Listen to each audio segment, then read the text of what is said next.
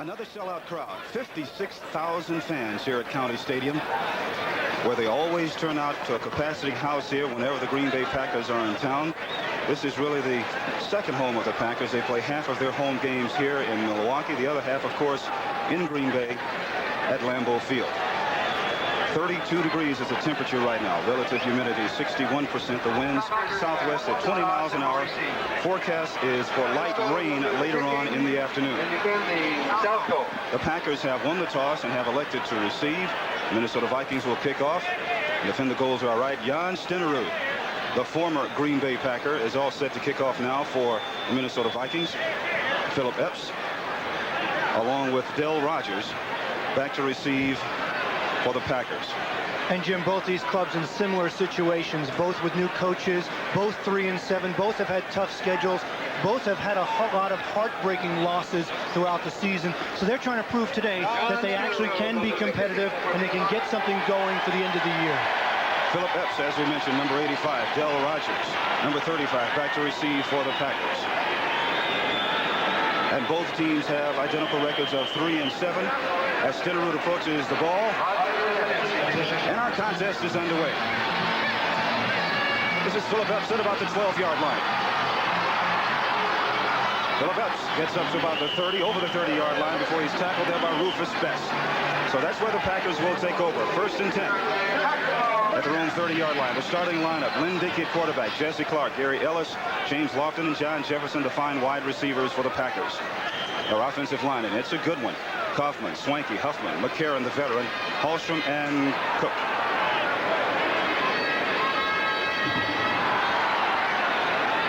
First and 10.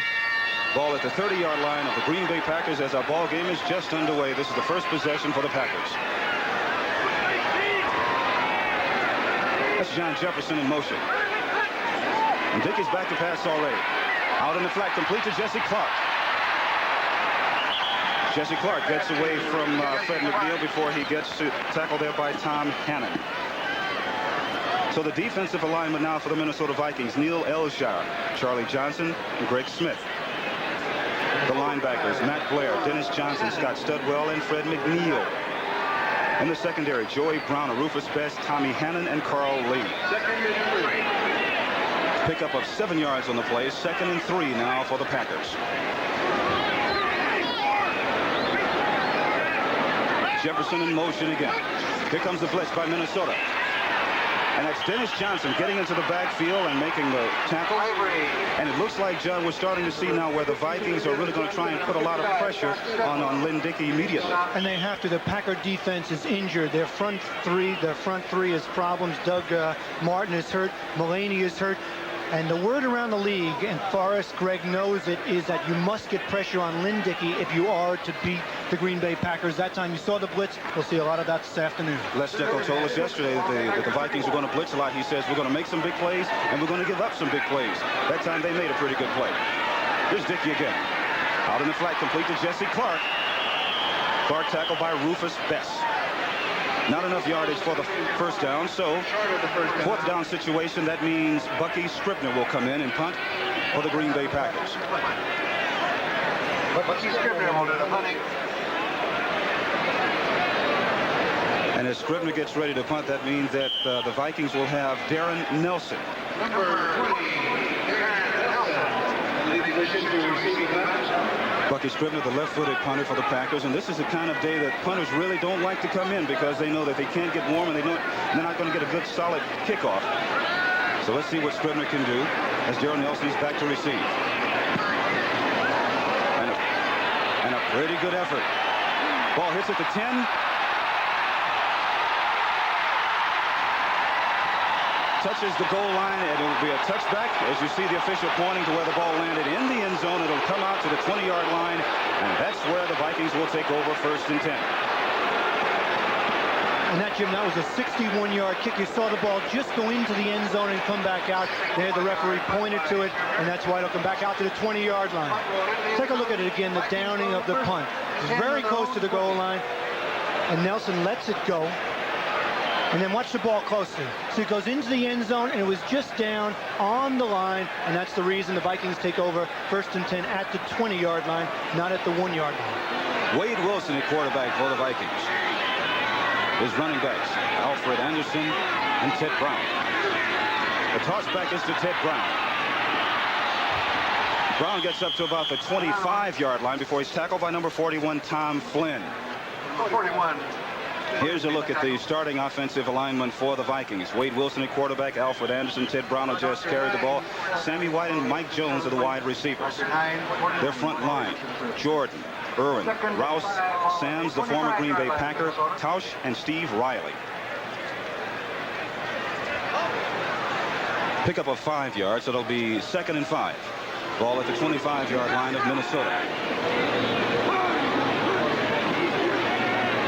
Wade Wilson, and it's complete, almost complete, I should say, into and out of the hands of Alfred Anderson. Of course, Anderson should have had that. The ball was right in his hands, and Johnny should have had it. Here's the defensive alignment now for the Green Bay Packers. They play the 3-4. Carricker, Jones, and Donnie Humphrey up front. The linebackers, Anderson, Scott, George Cumbie, and Mike Douglas. In the secondary, Mark Lee, Tim Lewis are the corners. Mark Murphy and Tom Flynn, the safeties. The Vikings now have 3 wide receivers as Leo Lewis, number 87, checks into the ball game. Trying to confuse the Packers a little bit with multiple formations. And here's Wilson back to pass. Intended for Leo Lewis, but it was behind him. The closest Packer there was number 53, Mike Douglas. And it's interesting that play, the Vikings have had incredible success on their opening drives early this year. They used something called the Dirty Dozen, a preset sequence of plays, and they've been successful. They've just about gotten a first down on every series in their first 10 games, so that's a break from sequence this year. Greg Coleman, punt for Minnesota. Tom Flynn, right there, number 41 to receive for the Packers. And Coleman gets off a line drive punt, and here is a Flynn at the 36. Tom Flynn getting over the 45, up to about the 48-yard line before he's tackled there by number 50, Dennis Folks. Talking about the Dirty Dozen, and this is what it means. A pre-prescribed set of plays that Steckel has. Well, they've been very successful, as you can see. This time they were not. They did not get a first down. They gave the ball back to the Packers, and now they have good field position. Len Dickey at quarterback for the Packers. 1st and 10, ball at the Green Bay 47-yard line. Gary Ellis, a lone setback as Dickey goes back to pass. Feels pressure, dumps it off to Jesse Clark. Jesse Clark, tackled by Fred McNeil and Walker Lee Ashley. Ashley made the tackle. And Dickey's coming out throwing the ball. Of course, the Packers are noted for their potent offense through the air, most of it to the wide receivers. Here he goes to his back. Clark on the screen. You see the lead block right there by number 65. And he gets some yardage. That was Ron Hallstrom, the big guard, 6'6", 283. Eddie Lee Ivory checks into the backfield now for the Packers. With Jefferson in motion, the handoff goes to Eddie Lee Ivory. Ivory behind some good blocking. All of a sudden, though, up from the Minnesota Vikings secondary and out of the linebacking core, Walker Lee Ashley comes up and makes a fine defensive play. And what a difference Eddie Lee Ivory's return has made to this Packer offense. Against Detroit 2 weeks ago, over 100 yards. Last week against New Orleans, he had 78 yards. So Eddie Lee Ivory has taken some of the pressure off Len Dickey as the running game of the Packers starts to come alive. Last couple of weeks, averaging almost 8 yards a carry, which is really amazing. 3rd and 3, all at the 46-yard line of the Vikings. Going deep, in and out of the hands of James Lofton.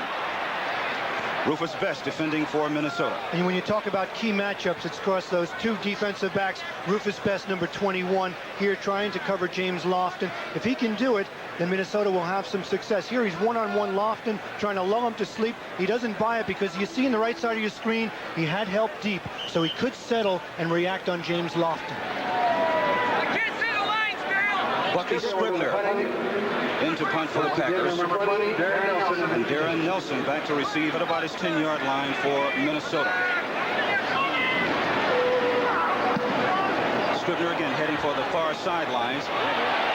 This time the ball is going to be down at about the 5.5 or 6-yard line of the Minnesota Vikings. Getting downfield was Rich Wingo. Darren Nelson, again indecisive right there. Last time As Les Steckel is looking down, John, you wonder if he's going to stick with that dirty dozen the first 12 plays of the ball game that he says he normally sticks with. And he wants those run in consecutive order. 1, 2, 3, right through 12. And it wasn't successful only for the second time this season, the first series of plays.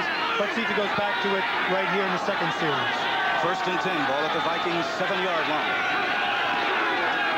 Inside handoff to Ted Brown. Brown getting up to about the 10-yard line. Tackle there made by John Anderson. And you talk about that dirty dozen, that first series of plays. It's also for mental rehearsal. He wants his team to be mentally disciplined. So he says, look, gentlemen, here are the first 12 plays that we're going to run. I think they will work against the Green Bay Packers. They make sense against all the defenses. Now memorize them, learn them, use that mental discipline, and it'll make you a better ball player. And also, will be successful. Pickup of 3 yards, 2nd and 7. All at the 10-yard line now of Minnesota. Toss back to Alfred Anderson.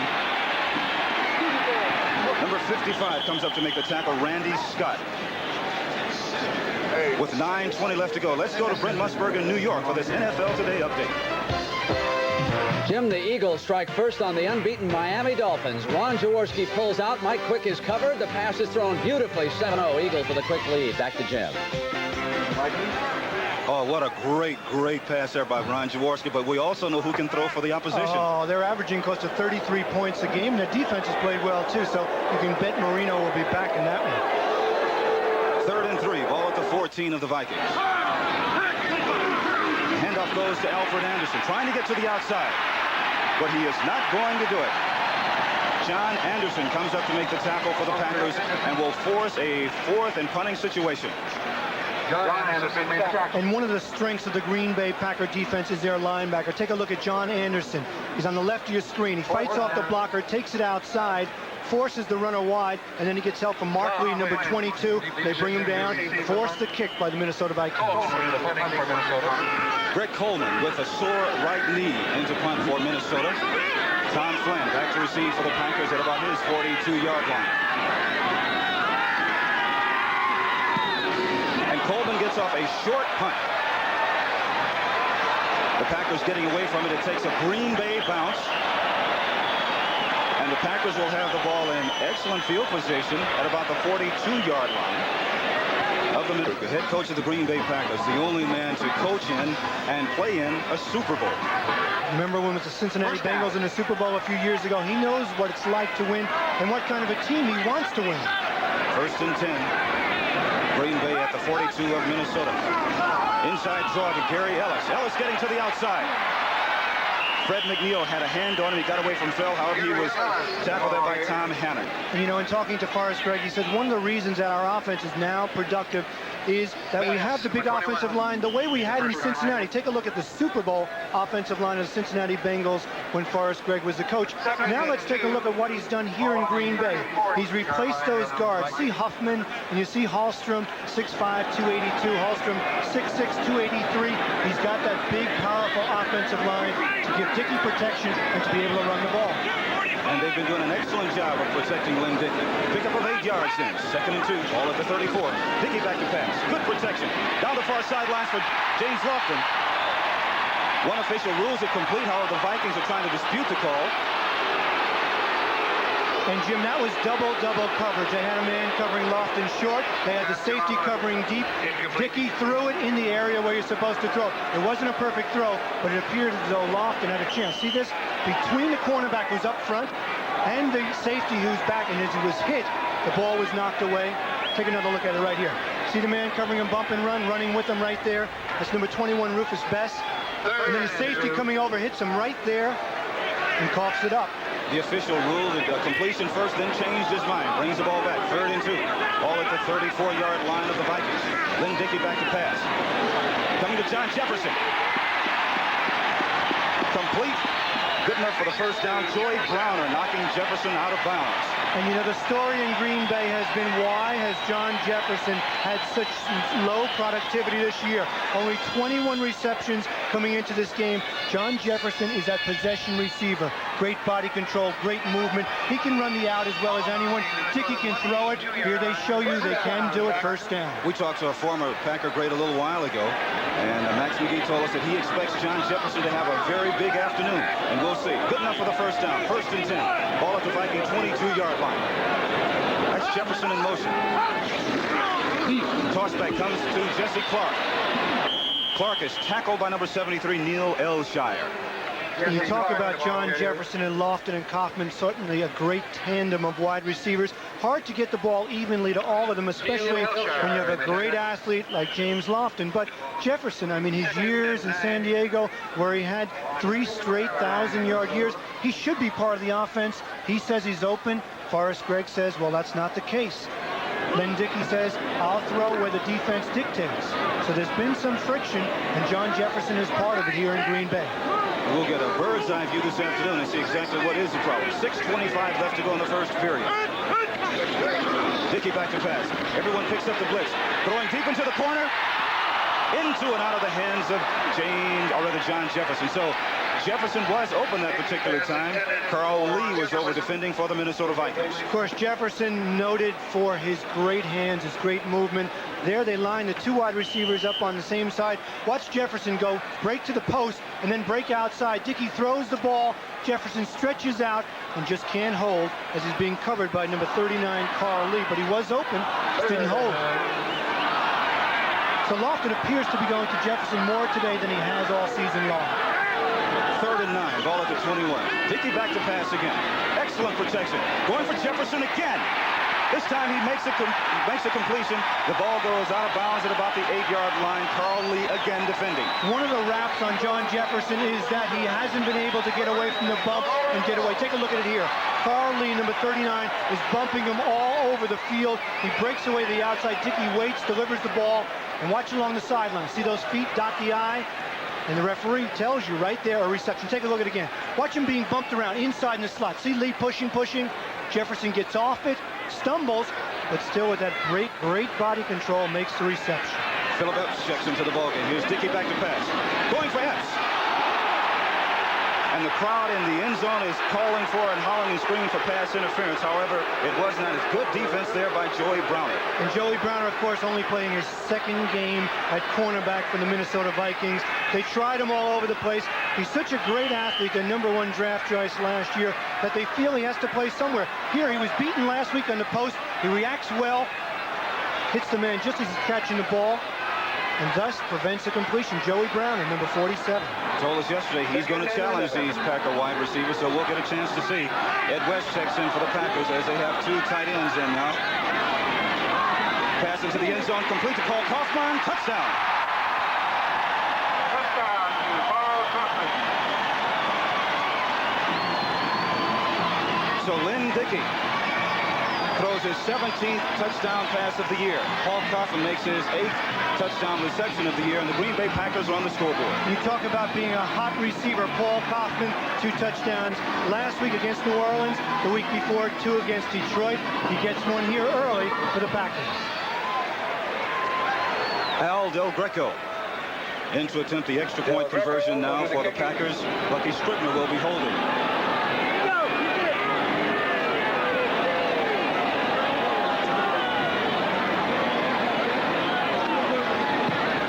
And it is good. If you take a look at Paul Kaufman in motion always causes the defense problems, especially down by the goal line. See Kaufman in motion, turns quickly, Dickey gets him the ball, and then he just turns upfield and barrels into the end zone. Paul Kaufman, one of the reasons the Packer offense had its problems. Need 8 plays to go 42 yards, take up 1:55 when the clock capped off by the Lynn Dickey to Paul Kaufman 7-yard touchdown pass. Here's Al Del Greco kicking off. Darren Nelson and Alfred Anderson. This is Darren Nelson. Darren Nelson belted at about the 24-yard line before his tackle. Tackle there made by Cliff Lewis. Scores today in the National Football League. San Francisco over Cleveland, 6-0 in the first period. In the first period, it is Cincinnati leading Pittsburgh 3-0. Philadelphia over Miami. Look at that. That's a surprise. 14-0 in the first quarter. Indianapolis over the Jets 3-0 in the first period. And New Orleans leading Atlanta 7-0 in the first quarter. Houston trailing Kansas City 3-0 in the first period. And with 5:56 left to go here in our first quarter, it's Green Bay leading the Minnesota Vikings 7-0. Lynn Dickey going to Paul Kaufman for 7 yards. Wade Wilson quarterbacking for the Vikings. Inside reverse. This is Alfred Anderson. Alfred Anderson tackled by Tom Flynn as he gets over the 30-yard line, and the 35, or rather the 30-yard line. And Les Steckel was telling us yesterday that he's going to use Alfred Anderson a little bit more today and in some different kinds of ways. He gives them that power running game inside. He has good speed. He's 6'1", 215 pounds, a rookie out of Baylor. And he's played well early in the season. Then he had a sputtering, but last week against Tampa Bay, he gained 52 yards and was good in the second half. Pickup of 6 yards. It's 2nd and 4. Ball at the 31-yard line. That's Anderson in motion. Is Wilson back to pass. Throws to, and it is complete. Pass complete there to Steve Jordan. You know, one of the things that Les Steckel said that he was happy with Wade Wilson last week against Tampa Bay, two things really. His ability to stay cool under pressure and audible. Also, his ability to rifle the ball in there in traffic to his receivers. That time, he did that. Especially with today's weather conditions where the winds get pretty strong. You want someone with a strong arm. Joe Sensor, number 81, the veteran tight end, checks in for the Vikings now. 1st and 10. Is Wilson back to pass. Coming down the near side lines, and it is incomplete. Pass intended there for number 85, Sammy White. And Tim Lewis, number 26, played him very, very well. Lewis, the second-year man out of Pitt, is one of the reasons that the Packer defense is much better. He can run. He's got 4 interceptions. He's been outstanding all year long as you take a look from the ground level. You see the blitz coming. Wade Wilson did the right thing. He knew it was one-on-one coverage, except it was just great coverage by number 26, Tim Lewis, excuse me. And we got a great example then of the maturity of Wade Wilson just throwing the ball out of bounds. 2nd and 10. Ball at the 36. Wilson can't get away from the sack. On the blitz, John Anderson and George Humby. The Packer defense is much more aggressive than it's been. If you look at their linebackers, last year they were the worst defense in the NFL, and their linebackers played about 4 yards deep. Now look at them. They're up 2 yards off the line, and they're coming with the blitz. Wade Wilson tries to fake, but John Anderson is right there in his face for the sack. Of course, Greg told us yesterday that they were going to try and put a lot of pressure on the young quarterback to see how much he has matured, and that's a great example right there. 3rd and 16, ball at the 30. Wilson back. Here comes the pressure again, but he dumps it off. Complete to Ted Brown. Brown is pushed out of bounds by Tim Lewis, number 26 again. And Tim Lewis did what a defensive back should be. They were in zone. He bumped the wide receiver. He was reading the back out of the backfield. So when the receiver went by, he didn't chase him inside and give that back all the room in the flat. He came off and then drove him out of bounds and forces a punt, 4th and long. So it will be 4th down now for the Vikings. Rick Coleman in to punt again. Tom Flynn back to receive for the Packers at about his 26-yard line. Low snap, but Coleman gets it off. Tom Flynn gets away, and the ball is down by number 47, Joey Browner, at about the 29-yard line of the Minnesota Vikings. 4 minutes left to go in the first quarter. Then Dickie Coleman. The Packers have the ball, 1st and 10 at their own 29-yard line. Lynn Dickey at quarterback. Jesse Clark and Gary Ellis in the backfield. Inside handoff goes to Gary Ellis. Ellis breaks into the secondary of the Minnesota Vikings. Picks up enough yardage for the first down before it's tackled by Robin Sinline and Joey Browner. For an NFL Today report update, let's go to Brent Musburger in New York again. Jim, the heat's on in Miami. The Eagles 2 for 2. Here's their second touchdown against the Dolphins. Jaworski to Woodruff, and it's 14-0. Let's go back to Jim. Thank you very much, Brent. That is somewhat of a surprise. Instead of Marino throwing the touchdown passes, it's Jaworski. But, Jim, you know it's so tough to play 16 weeks with the same level of intensity. 3:24 to go here in the first period. Here's Dickey back to pass. Dumps it off to Eddie Lee Ivory. Eddie Lee is tackled there by number 47, Joey Browner. Gets back up to about the line of scrimmage. And you know, Jim, early field position has played an important part in this game. Greg Coleman has punted 3 times for only 34-yard average. His last punt before the Packers got the last drive was only 27 yards, and that's the reason the Pack only had to go 42 for the touchdown. So you mentioned his injured leg. Well, that's been a difference here today. Field position for the Packers. And lack of it for the Vikings. No gain on the play. 2nd and 10.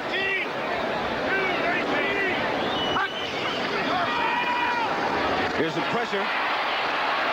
Dickey ducks, throws the ball, almost intercepted by number 45, Tommy Hannon. The pass intended there for Paul Kaufman. And if the Minnesota Vikings are going to win, they're going to have to get pressure on Dickey. It's a team that has only sacked the quarterback, the Vikings, 16 times, while Mark Gastineau alone has more sacks than the entire Minnesota Viking defense. So you know that pressure isn't one of their strong points. 16 sacks is the fewest in the National Football Conference. And that's one of the things that, one of the many things that Les Steckel is concerned about. Philip Epps checks in for the Packers. That gives them 3 wide receivers. 3rd and 10, ball at the 42-yard line of Green Bay. That's Lofton in motion. Dickey going to Lofton, and it is complete. James Lofton, tackled by Willie Teal. So Lofton coming in motion, making the reception. Picks up about 6.5 to 7 yards on the play, and that will make it 3rd and about 3, or rather 4th and about 3. That brings in the punting formation now for the Green Bay Packers. Bucky Scribner coming in to kick now for Green Bay. Darren Nelson back at his own 10-yard line for Minnesota. The weather so far this afternoon has not affected Scribner as it has Greg Coleman. Scribner gets off another good high punt. Nelson at the 11-yard line, and he's tackled immediately. Hit there by Guy Prather. Coming up next, the Chicago Bears going against the Los Angeles Rams. The second half of our doubleheader this afternoon right here on CBS Sports. And it's going to be a good one. As we know, the Los Angeles Rams are still in a battle for a wild card spot with other teams. And a wild battle. Of course, one of those bottom 4 teams will win the division. And the Rams, of course, fighting for that wild card spot in their division. Of course, one of those teams will win a division. One will be the wild card. Don't forget, coming up next, the Bears and the Los Angeles Rams. 1st and 10 for Minnesota. Ball at their own 10-yard line. Wade Wilson at quarterback. Here's a handoff to Alfred Anderson. Hit in the backfield. Mike Douglas and Robert Brown. George Cumby also coming up. The Vikings are going to have to get something going. Right now, they don't have any offensive rhythm whatsoever. Take a look at what happened in their last 3 possessions. Punt, punt, punt. That won't do it. And the best field position that they've started from has been their own 25-yard line.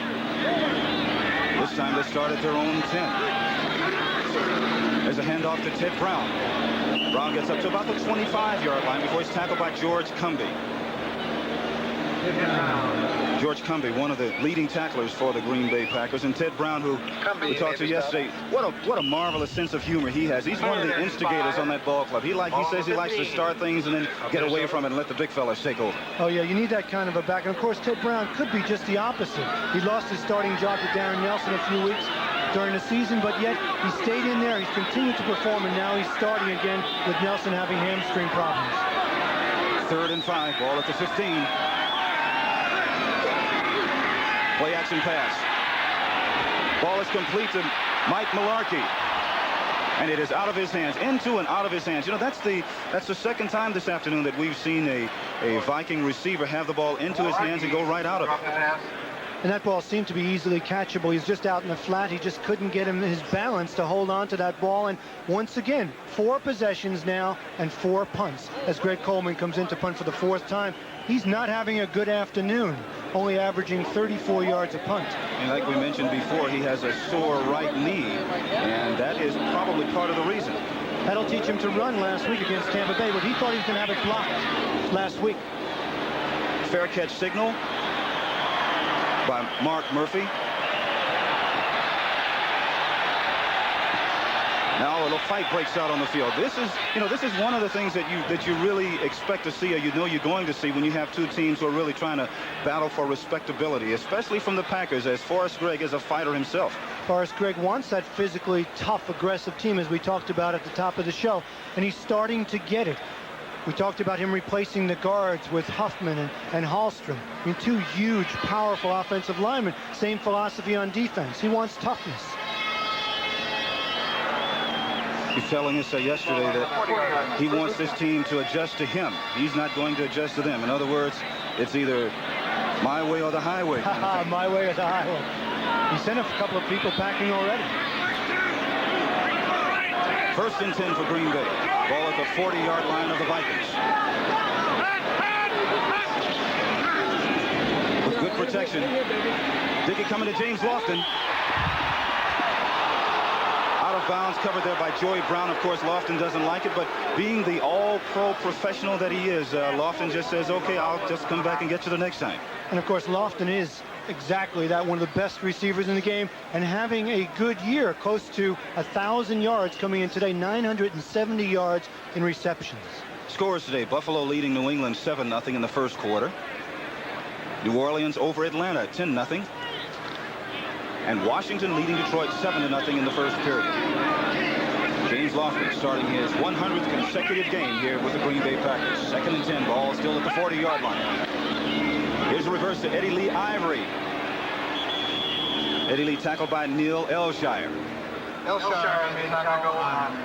And with Eddie Lee carrying, that should be the last play here in the first period.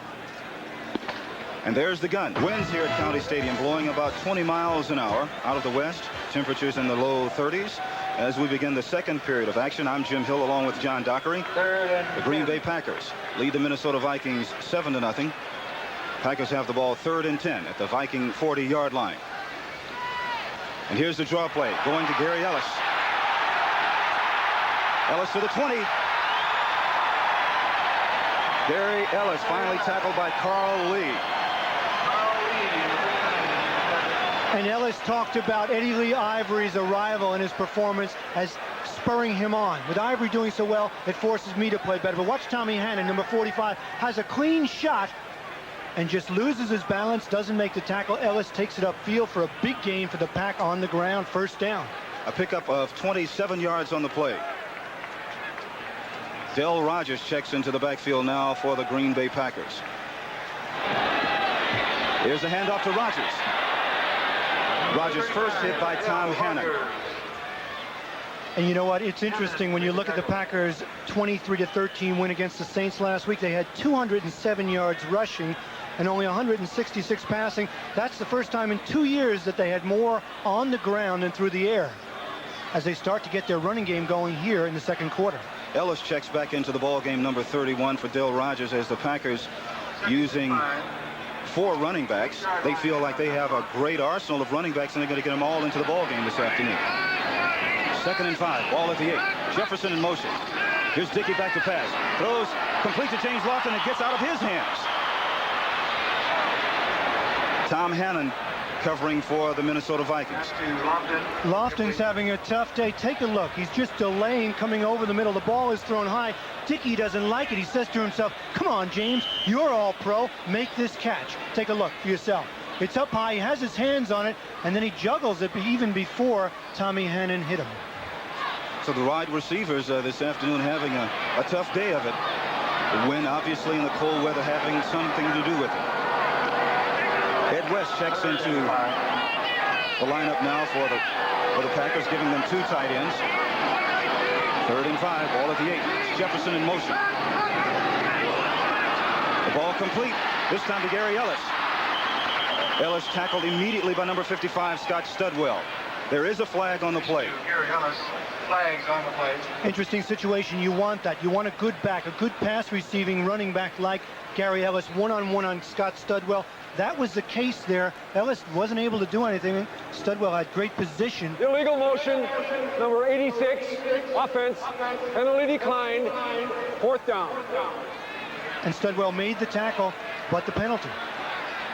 It was on Ed West, who had just checked into the ball game, and Forrest Gregg does not like mental mistakes like that. He really does not like that. He says there's no excuse for going in and doing and making those kinds of mental mistakes because we all make the physical mistakes. Del Greco will attempt the field goal. Del Greco is in now. Jimmy will hold. The ball will be spotted at the 15, which will make it a 25-yard field goal.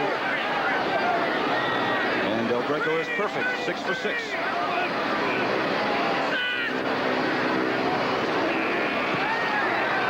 Oh, Partially blocked, but it is good. Del Greco is 7 for 7, but that ball was tipped. Del Greco, who just kicked the 25-yard field goal for the Packers, is all set to kick off. Green Bay leads at 10-0. This is Alfred Anderson at about the 12-yard line. Anderson slips and falls as he gets over the 20-yard line. Covered there by Guy Prather once again. Next Saturday on CBS Sports, college football, a doubleheader. The first game, the Michigan Wolverines going against the Ohio State Buckeyes. One important game for Ohio State. If they win this game, they will go to the Rose Bowl against a team that you know very well. A team that clinched the Rose Bowl berth on yesterday. The USC Trojans going back to the Rose Bowl for the first time in 5 years, their annual crosstown rivalry against UCLA. 2 good college football games next week. Here's the inside handoff going to Ted Brown. Brown getting over the 25-yard line before he's tackled by Randy Scott. Now you look at the Minnesota Vikings and you look at their offense. They've had the ball 4 times. They've punted 4 times. It's time for them to open up a little bit here in the second quarter as you look at the clock ticking down and put some of the onus on Wade Wilson. You can't get too far behind. The Packers have a good defense. You must stay in the game in the first half and not let it slip away. Packers trying to confuse the young quarterback, changing their defensive alignment. Here's Wilson back to pass. Throws down the far sideline. Flag is thrown as the pass was intended for Sammy White. Tim Lewis and Tom Flynn over defending for the Green Bay Packers, but there is a flag on the play.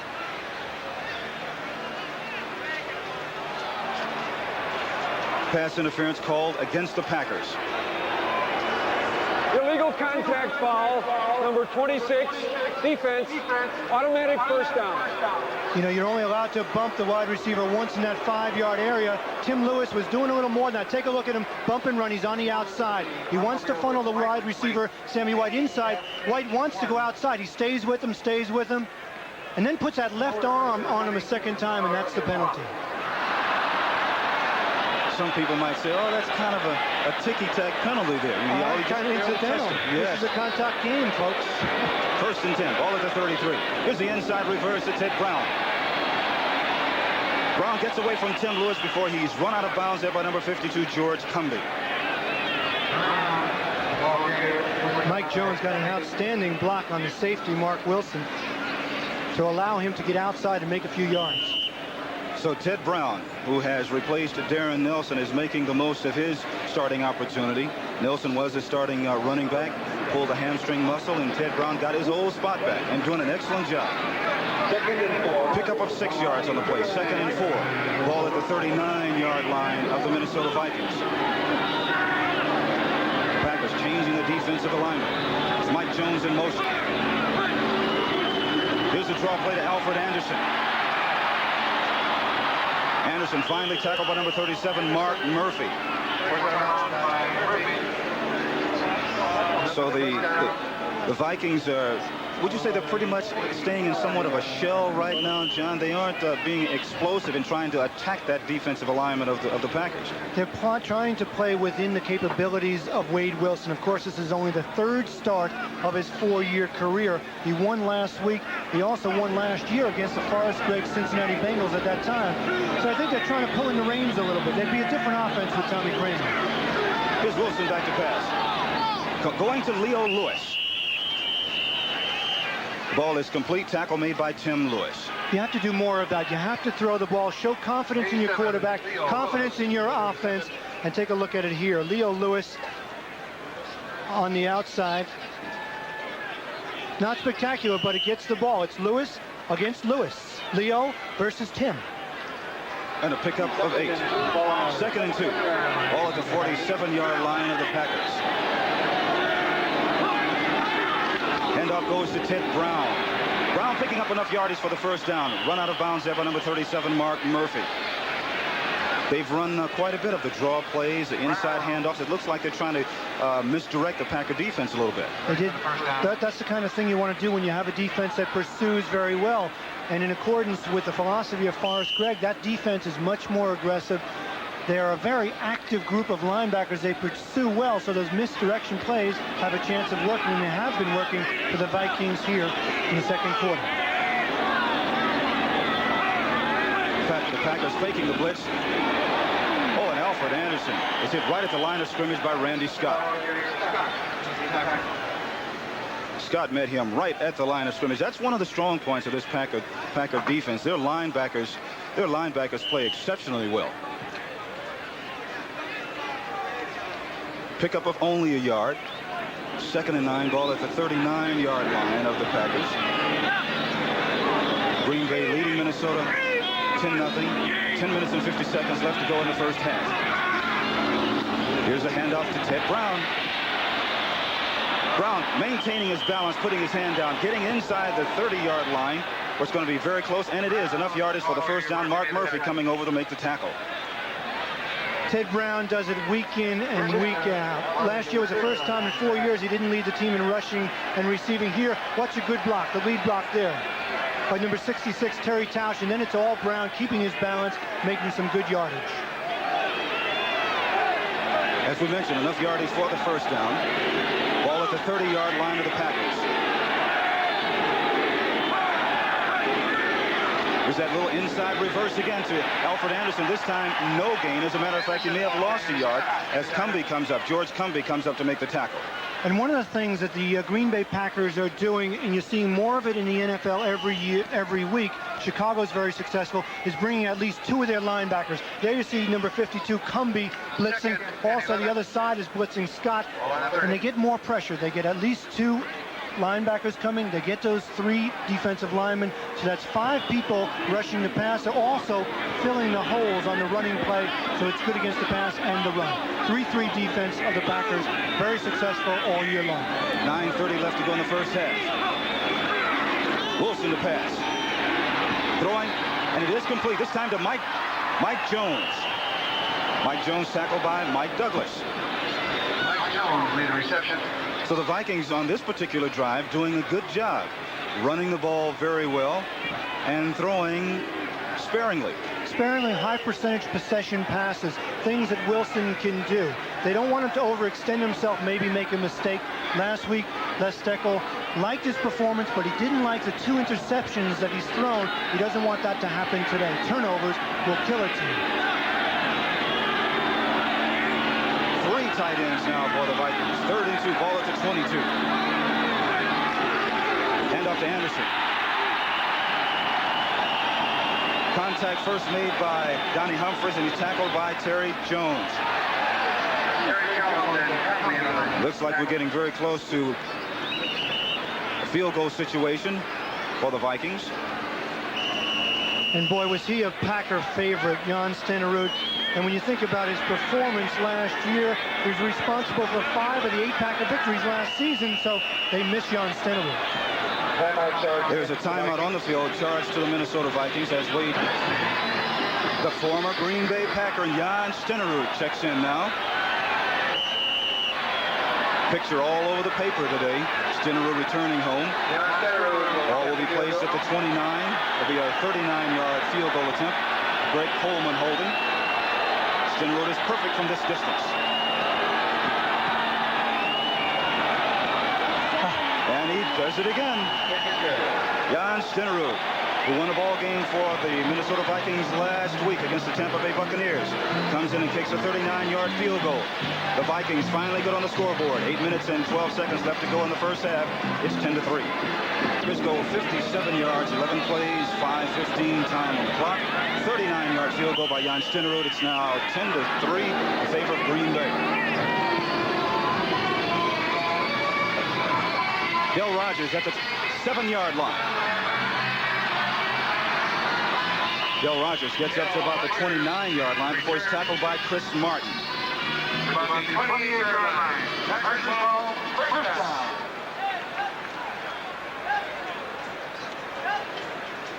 County Stadium, 56,000 fans. Fond memories for Jim Hill, who played many games here with the Green Bay Packers.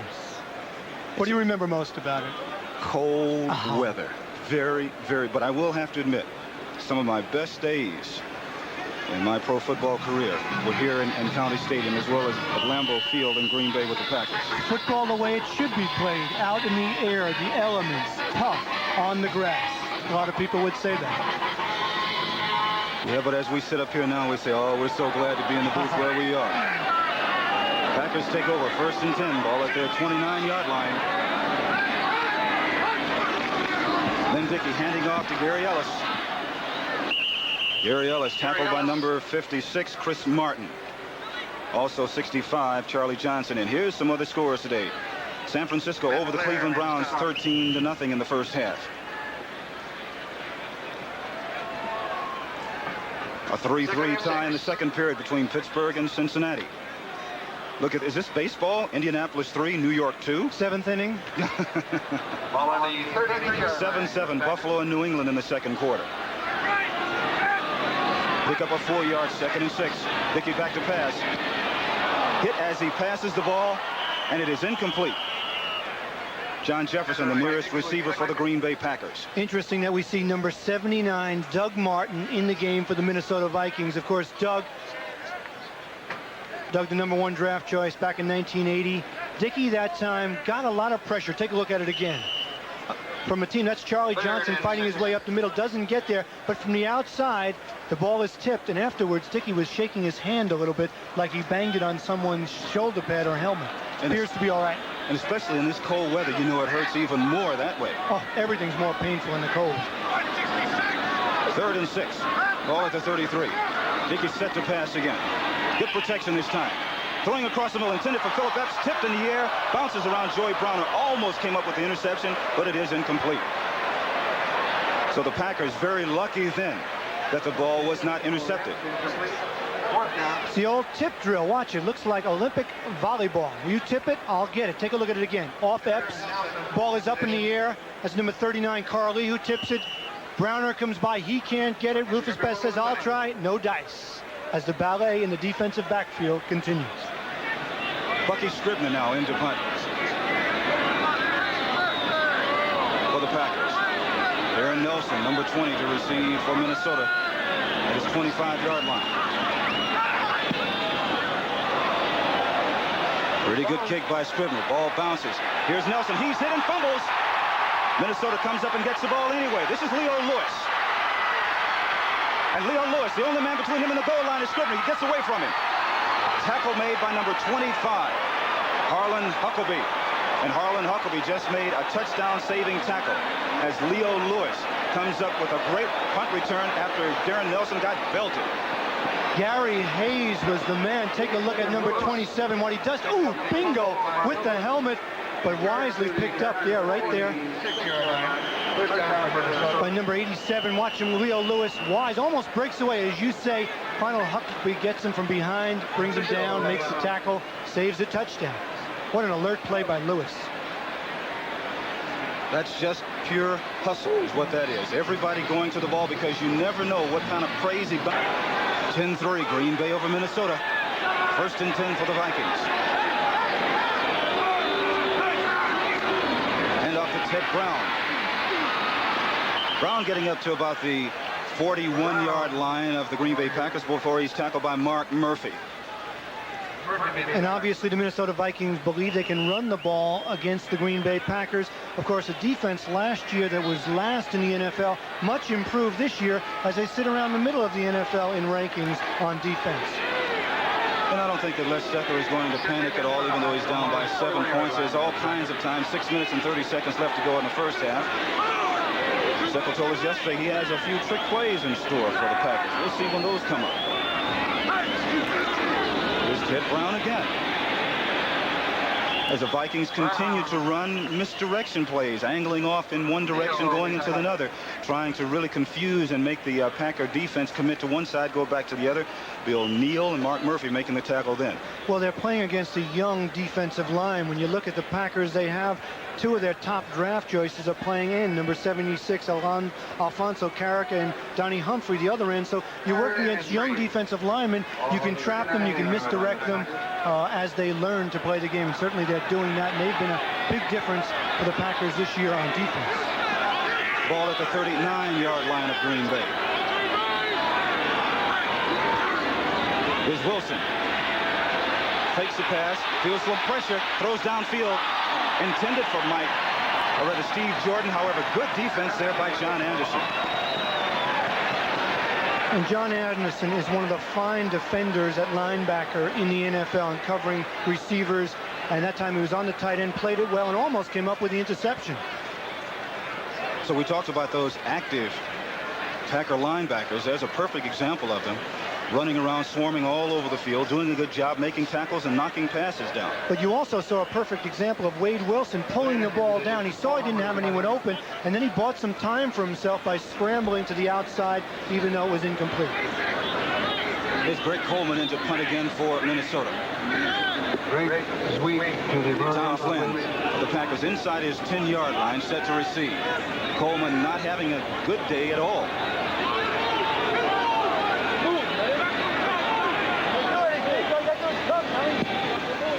And another short punt. This time it'll be Flynn at about the 5-yard line. Flynn gets up to about the 10-yard line before he's tackled there. The tackle made by number 64, Grant Thiesel.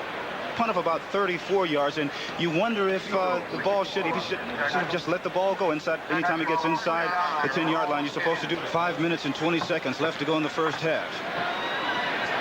Packers have the ball 1st and 10 at their own 11-yard line. Here's Lynn Dickey at quarterback.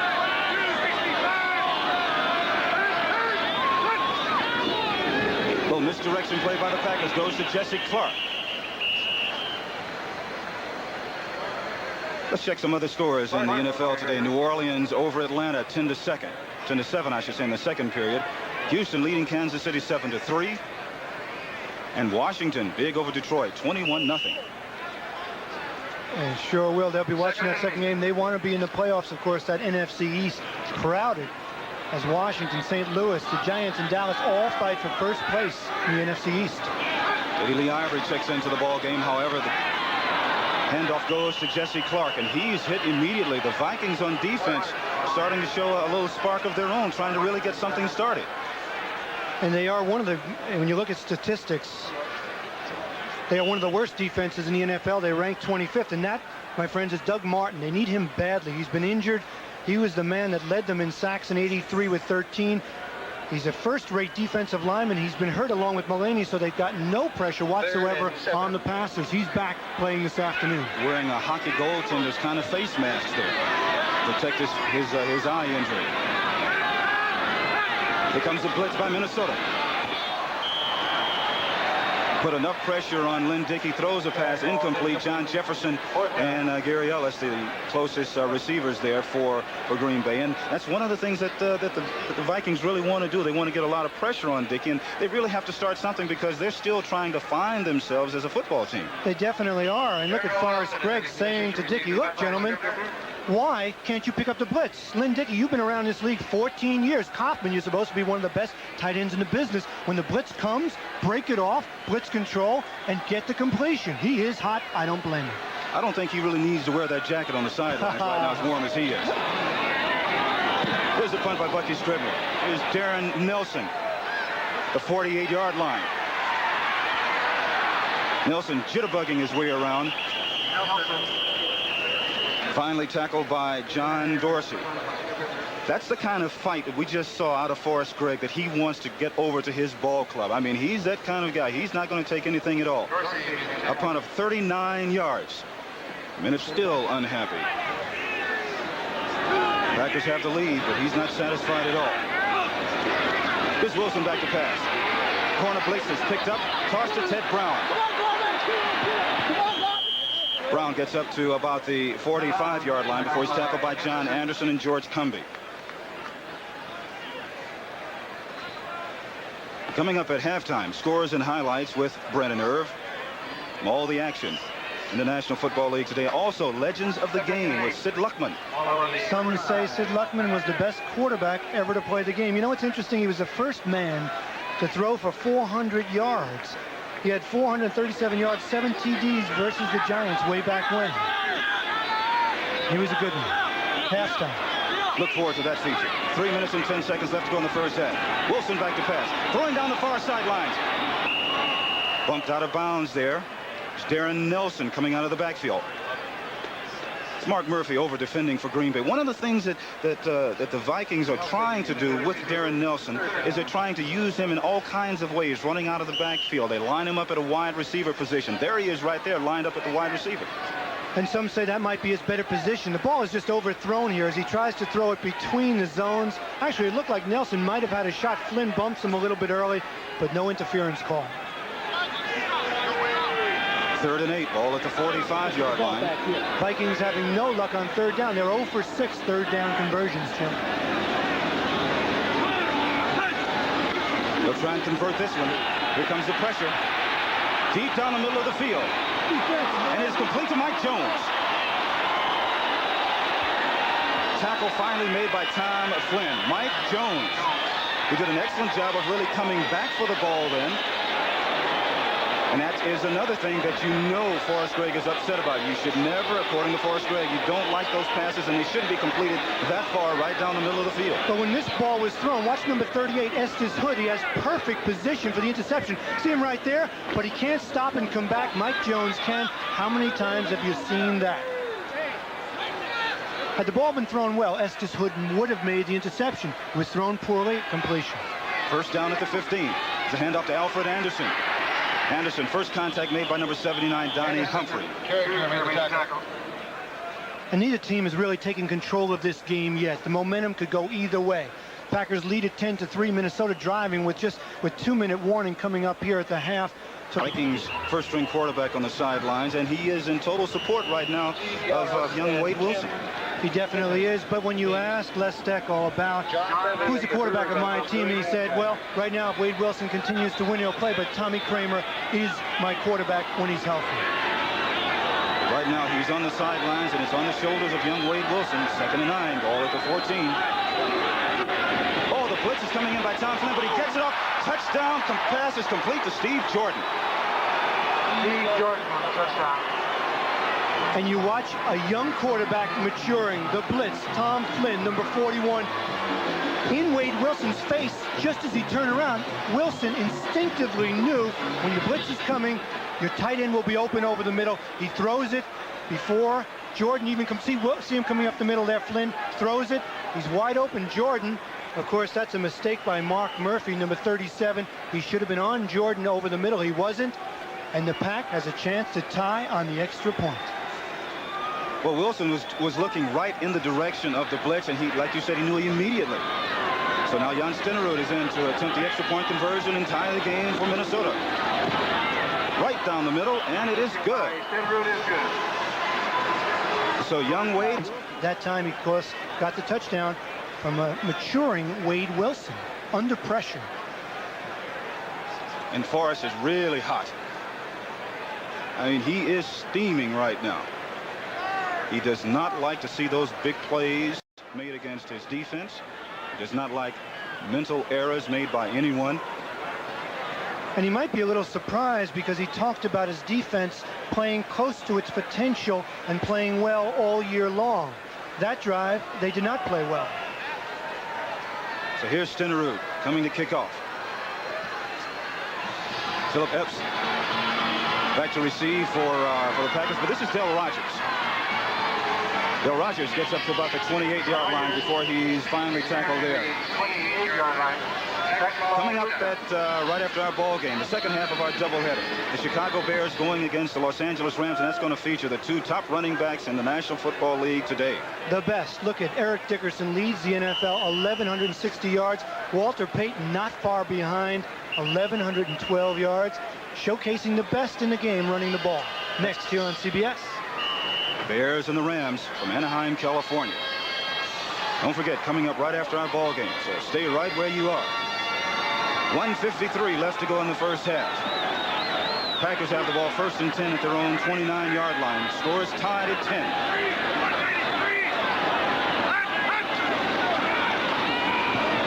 Dickey with protection, throwing the screen pass out to Gary Ellis. Good job by Walker Lee Ashley coming up and making the tackle. Now the Packers in their hurry-up offense. 1:40 left to go in the first half. Pickup of only a couple of yards. 2nd and 8. Ball at the 31. Flag is down on the field. Ball complete to Gary Ellis again. Tackle made by Tom Hannon. But once again, there is a flag on the play.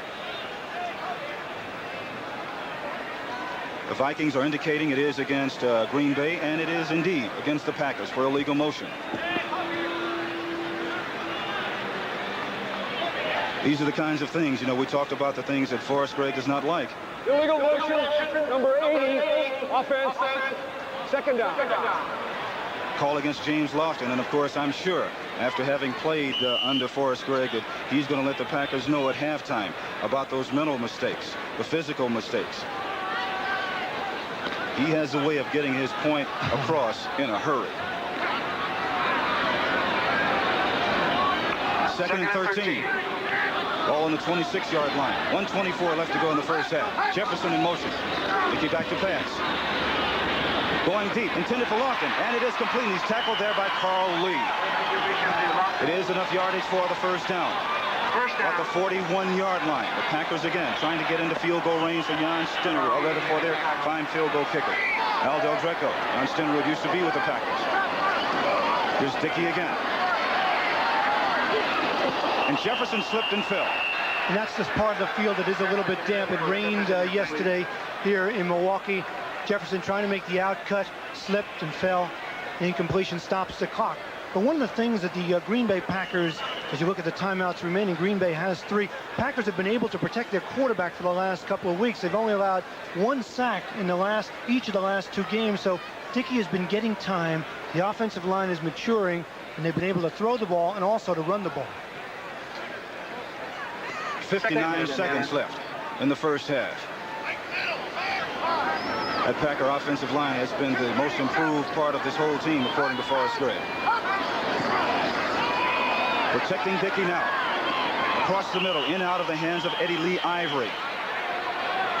Scott Studwell in defending. Excuse me, Jim. Evidence of the offensive line doing the job again. Dickey had plenty of time. The ball was just poorly thrown to Eddie Lee Ivory out of the backfield. That play only took 4 seconds off the clock. 55 seconds left to go in the first half. A 10-10 tie. The Vikings just hanging right in there, against the more explosive Green Bay Packer offense.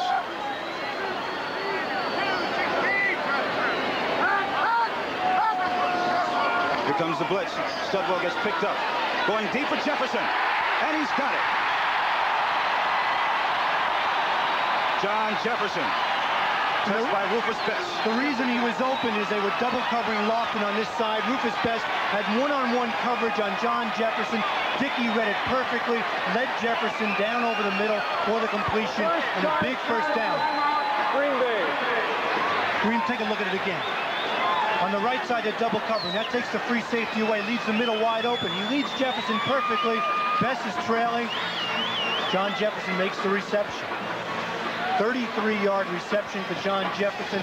And today we see Jefferson more a part of the Green Bay offense than he's been all season long.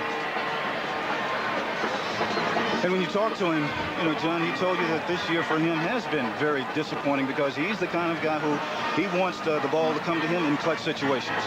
And he's a man. I mean, he said it almost sarcastically. He said, yeah, I'm not having much of a year. I haven't even had a 100-yard game. Wouldn't it be nice if I had one of those? Of course, Jefferson throughout his career has had 2,200-yard games, so he's a man that's used to success. He's already got 3 receptions today for good yardage. And as Max McGee told us earlier, he mentioned it early in the ball game, he expects Jefferson to have a good game this afternoon. 49 seconds left to go in the first half. First down. Packers have the ball at the Viking 25-yard line.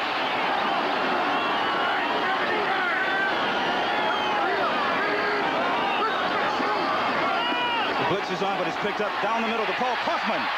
Over his head. Time out, but there is a flag on the play. The official looking at Tommy Hannon, throwing a flag. And Hannon is just thoroughly upset, but here's the call.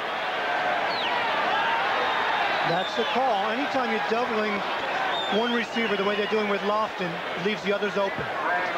Illegal contact foul, number 45, defense, automatic first down.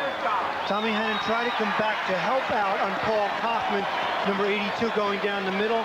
The result was a bump and the penalty. And a first down. And the ball was completely over Kaufman's head. There was no way that he was going to catch it at all.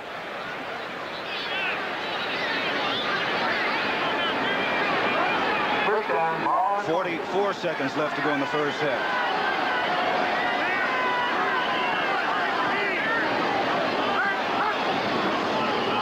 Play action pass. Complete to Kaufman. Kaufman tackled by Fred McNeil and Rufus Best before he's knocked out of bounds, but there is another flag on the play. McNeil forced him out of bounds. Kaufman is one of the reasons this offense is now picking itself up. Take a look at him. Quick out. He just plays off the linebacker, number 54, Fred McNeil, makes the catch. He's thrown out of bounds. But take a look at Jefferson. Jefferson's one-on-one man coverage. Felt he was open. Take a look at it right here. As he bumps in, a little bit of a pick. Jefferson hamming it up a little bit. It was not a flag on the play, but here's the pass complete, intended for Paul Kaufman, inside the 5, tackled by Tom Hannon. There's a timeout on the field. We mentioned a little while ago that there was a flag on the play. However, the official just picked it up. It looked like it just dropped right out of his pocket. But the Packers at this end of the field, this is one of the areas where they are very, very dangerous. I mean, they can do a lot of different things down here. No doubt about it. They have all the weapons to do that. They're 3 fine wide receivers and a good running game. Coming up at halftime, don't forget, all the scores and highlights with Brent and Irv. And legends of the game, Sid Luckman. Great quarterback for the Chicago Bears. Also, the men and Bears are good now. Remember way back in 1946 when he took them to an NFL championship. Now the Bears looking good again. As the Bears lead the NFC's Central Division, don't forget, you'll be able to see the Chicago Bears going against the Los Angeles Rams coming up right after our telecast. Walter Payton, Eric Dickerson, that rough and tough Bear defense. And 2 quarterbacks that didn't start the season for either team. Of course, Jeff Kemp for the Rams, and McMahon is hurt, so Steve Fuller steps in for the Chicago Bears. The former Ram quarterback and Steve Fuller going against his former teammates. That's coming up right after our game. 33 seconds left to go in the first half. Play action pass. Going to Kaufman in the end zone. Tipped away at the last second by Tom Hannon. When you talk about being lucky, Dickie knew it. I had Kaufman open. I just didn't throw the ball where I should have. But Tommy Hannon actually put his hand out, never saw the ball, and was lucky the ball tipped over. Take a look at it again. Here's the fake. He holds the defense, and then Hannon tries to recover. See him stick his hand out there just by accident. Sometimes better to be lucky than in position. Because he was out of position, and when he saw Kaufman go by him, I know what he said. Oh my no. goodness. Yes. But he got away with it. 28 seconds left. Reverse. The ball is fumbled. Ed West. Ed West on the tight end reverse goes in for the score.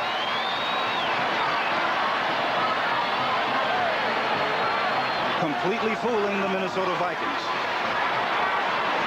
So we talked about how dangerous the Packers are when they get this close to the end zone. They can do all kinds of things. We saw a play-action pass intended for Paul Kaufman that was incomplete. And they come right back with a tight end reverse and goes in for the score. Some creative offense by Forrest Gregg and his staff.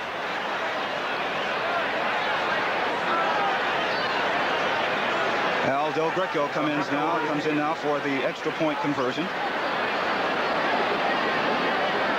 Bucky Scribner will hold.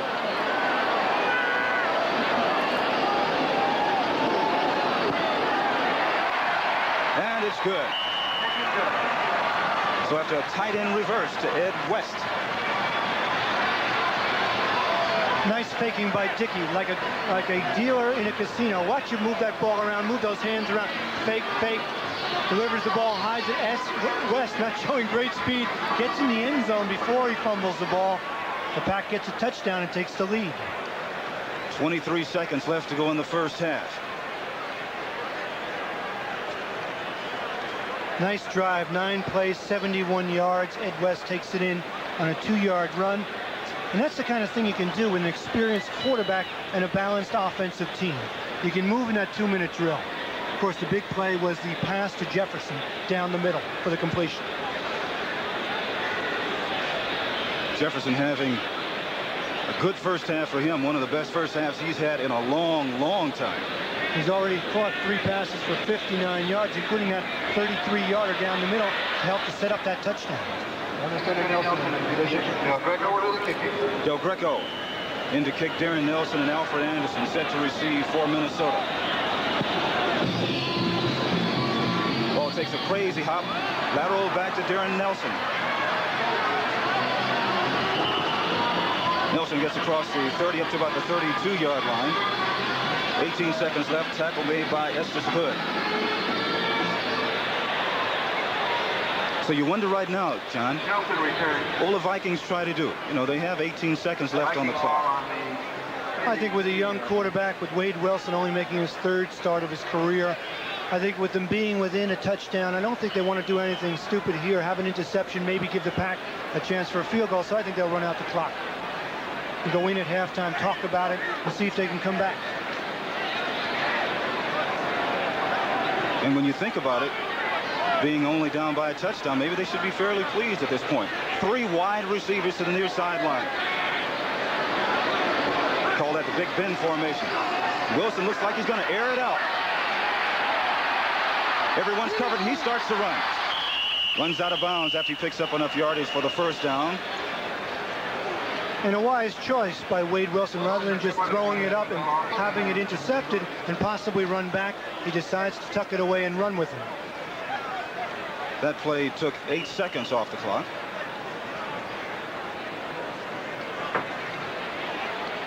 A Big Ben formation. Just throw it up and just let it fall wherever it may. But once again, we're seeing where Wade Wilson is showing some signs of maturity of a veteran quarterback by not just throwing it away. This time, the Vikings have 3 wide receivers to the far sideline.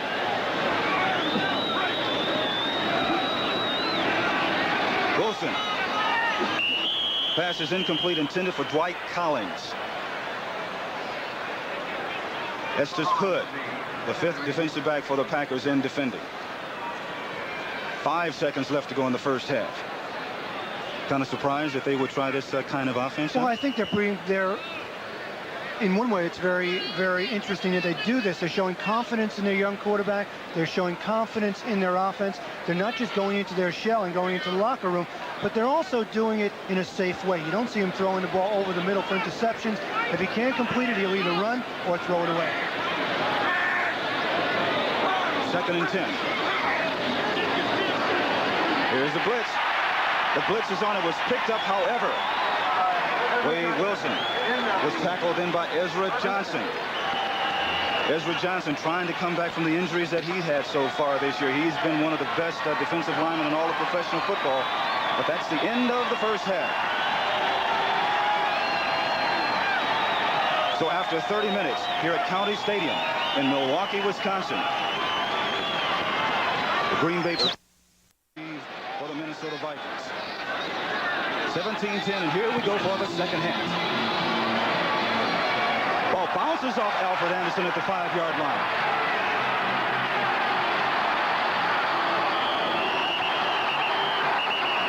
Whistle was blown. The ball will remain with the Minnesota Vikings. Guy Prather in making the tackle. So here comes young Wade Wilson. Young man who has done an outstanding job for the Minnesota Vikings as he has been their starting quarterback due to the injury to Tommy Kramer. Perfect record in his starts. He beat Cincinnati last year in the last game for the Vikings, and last week against Tampa Bay, a victory 27-24. He's trying for number 3 today. But they trail 17-10. Here we go, 1st and 10. The toss back to Alfred Anderson. Anderson trying to get to the outside. Picks up a couple of yards before he's tackled by John Anderson and Mark Lee. And what a block by Mike Jones on number 37. Mark Murphy on that run. Crackback block took Murphy to the ground, gave Anderson a little bit of running room. He picked up about 3 yards. So it'll be 2nd and 7. You look at Anderson's stats, 10 yards, 10 carries, that is, for 22 yards. Not exactly an awesome afternoon for this young man who early in the season really showed some spark in the running game for the Minnesota Vikings. Split backfield now for Minnesota. Wilson back to pass. Right off the shoulder pads of Alfred Anderson. Tackle there made by Randy Scott, who was defending and knocked Anderson down. You know, Alfred Anderson isn't one of those typical Minnesota Viking backs. Remember the Chuck Foreman's, great receiver out of the backfield, the Ted Browns, the Darren Nelsons. Anderson is more of a runner. Coming into today's game, he had caught 7 passes for just 8 yards. There you see him have trouble. He dropped 1 in the first half.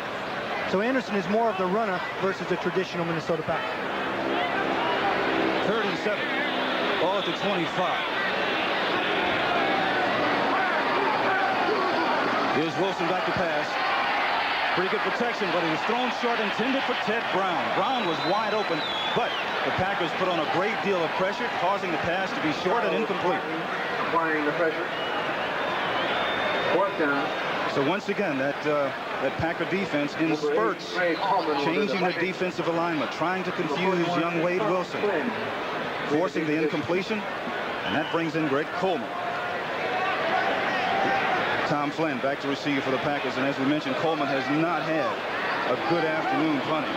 Sore leg, cold weather, usually produces short punts. Coleman gets off a high punt. Goes out of bounds on the far sidelines. Ball will be marked at about the 41-yard line. A 37-yard punt. 13:51 left to go here in the 3rd period. It is Green Bay leading the Minnesota Vikings 17-10. And coming up next, right after our ball game, the Chicago Bears going against the Los Angeles Rams. Just Chicago wants to protect that lead in the Central Division. You see him right there. Everyone chasing Chicago. They want to keep it that way. Great year for Walter Payton and company. Coming up next, but right here is Gary Ellis. First contact made by Charlie Johnson. But you talk about the Bears taking over control of the Central Division. A lot of people say, yeah, Walter Payton, he's done it year in and year out. And yes, the defense is spectacular, the best in the NFL, but people talk about McMahon as being the key. Well, I think that he has been the key to that ball club this particular year. Gale Sayers said last week that Jim McMahon is the heart and soul of that Chicago Bear team, and without him, he feels that they are in trouble. But you'll be able to judge for yourself. That game coming up after hours. Steve Fuller, the quarterback, of course, for Chicago. McMahon hurt. Here's another fine quarterback, Len Dickey. Good protection. Pass is intercepted by Joey Browner. Joey Browner tackled by Jesse Clark on a pass that was intended for John Jefferson. So Joey Browner, who told us yesterday that he was going to play these Green Bay receivers tough, bump and run, comes up with a big turnover. And he's big enough to do it. He's 6'2", 205. Take a look at him right here. He's in the slot. He's bumping JJ. He's staying with him. And then he makes a good break on the ball underneath. It's juggled, shows good hands, despite the fact that he's wearing gloves. A big interception for Joey Browner gives the Vikings field position and a break here early in the second half. A 20-yard interception return. Like Vikings have the ball at the 32 of Green Bay. It's Wade Wilson back to pass. He has time. He throws. It's complete. Pass complete there to Ted Brown. Tackle by Mike Douglas. You know, when I talked to Joy Browner yesterday, you know, he came in, he said, you know, the Minnesota Vikings don't like to play and haven't played a lot of bump and run, he said, until I got here from USC. That's right. And you know, the Vikings, he was a #1 draft choice, such athletic ability. They tried him at safety. He didn't work out. Some said it was just too complicated, too many assignments, too many adjustments. Whereas cornerback, it's a lot clearer. Physical ability is the bottom line at cornerback. He's doing well for the Vikings last week and again today. Big play by him. 2nd and 4. Ball at the 28. Wilson back. Dumps it off to Alfred Anderson. Anderson gets away from Mike Douglas. Gets away from Tom Flynn. Gets into the end zone for the score.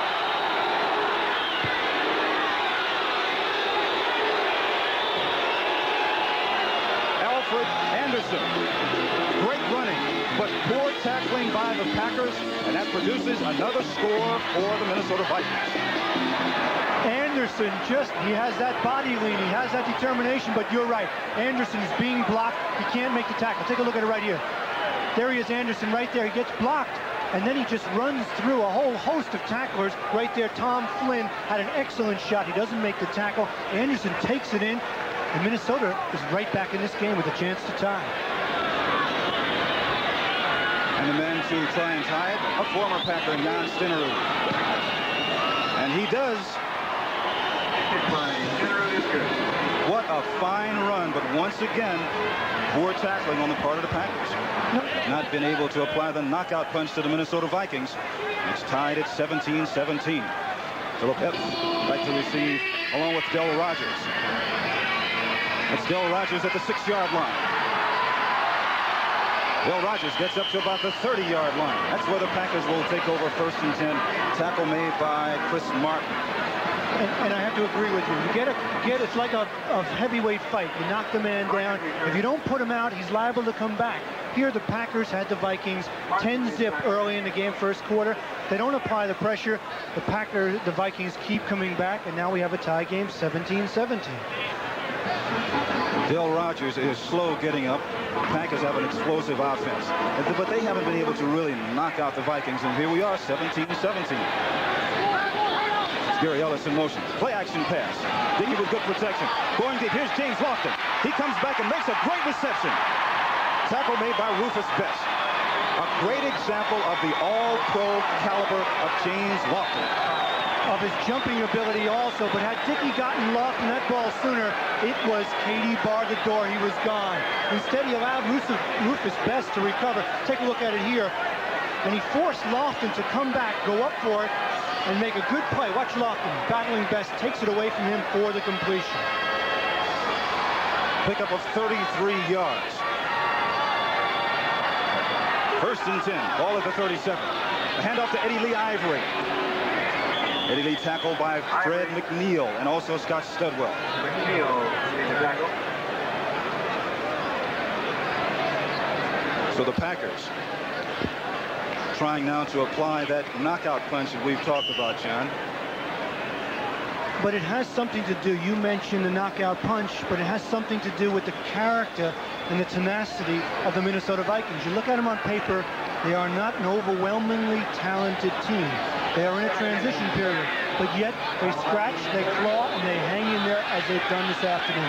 Playing hard the entire game. That's what Les Steckel wants, and so far this year he's gotten it, even though they have just a record of 3-7. Here's Dickey. Blitz is picked up. Pass intended for Lofton is tipped. Tipped by Scott Studwell and falls incomplete. Lynn Dickey tried to force that ball into Lofton. He waited, one lane opened up. He didn't hit him there. He was trying to wait for the second lane, but by the time he threw it, there was reaction. See him in the slot there, number 80, Lofton, coming across the field. Now, if he hit him right now, he had it, but he waits, linebacker reacts, it's almost intercepted. But you know what Minnesota hasn't been able to do all year long? They only have 7 interceptions. They have board hands on defense. You can't hold anything. They certainly haven't this afternoon, although they've tipped the ball away a couple of times. Here's a try to Eddie Lee Ivory. Eddie Lee bucks his way over Fred McNeil. Finally tackled by Scott Studwell as he gets down to about the 25-yard line. First down. It's hard for a team to win if you don't have an explosive offense, which certainly the Minnesota Vikings don't have without Tommy Kramer, and you don't have a defense that's dominant and overpowering. I mean, coming into this game, we talked about Minnesota having only 16 sacks. On top of that, Jim, they've only had 7 interceptions. Tough to win ball games with a defense like that. Especially when you get into the second half of the season. You really expect more. 9 minutes and 51 seconds left to go in the third period. First and 10, all at the 25 of the Vikings. Dickey back to pass. Going into the corner, intended for Gary Ellis. Carl Lee defending for Minnesota. You know, and you have to wonder about the motivation. Both these teams 3-7. Why do you come out and play? Well, you come out and play for a lot of reasons. As we look at the Viking, number 39, Carl Lee, on the ground in pain. But you talk about motivation. Why, as a 3-7 team, do you want to come out and play? Well, there's a whole bunch of reasons. I mean, one of them is to avoid the wrath of your coach. And you mentioned you played for Forrest Gregg. He can be a man that gets angry and ornery when you lose. Les Steckel's not a man that likes to lose either. He's a little more quiet about it, but certainly he's not going to have a team that doesn't give maximum effort. Both these teams in similar situations. Second and 10. New coaches, tough schedules. Same record. And tied at 17. Second and 10 at the 25. Blitz is on. It's picked up. Dickey complete to Paul Kaufman. Joey Browner and Matt Blair making the tackle for the Vikings. So that particular time the blitz was picked up. And that enabled Paul Kaufman to make the reception on a fine pass from Lynn Dickey. And that's just chemistry, communication between quarterback and receiver. Kaufman, when you see it, you'll see him between 2 Viking defenders. He hooks up, the ball is drilled in there. See him right there?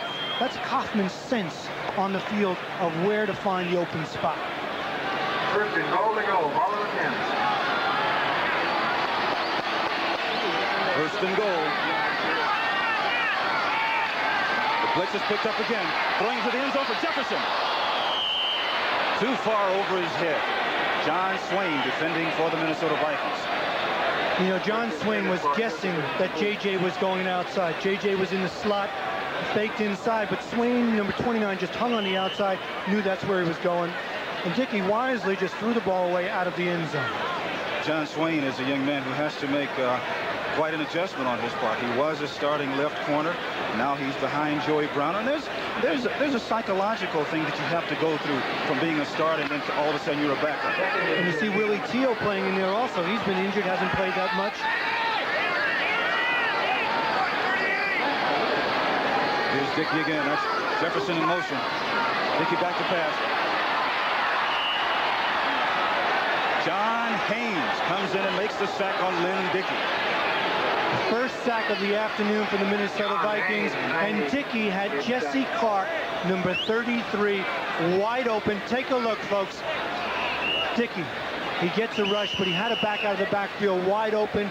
He didn't throw the ball. As you mentioned it, John Haynes, a rookie out of Texas, with a sack. First one this afternoon for the Minnesota Vikings. Take another look. Dickey has time now. He wants to throw, pulls it down, and then Haynes is right on him. So the Vikings couldn't come at a better time. Ball now at the 18-yard line. Third down. You know the Packers are going to pass. Screen. Jesse Clark. He'll score.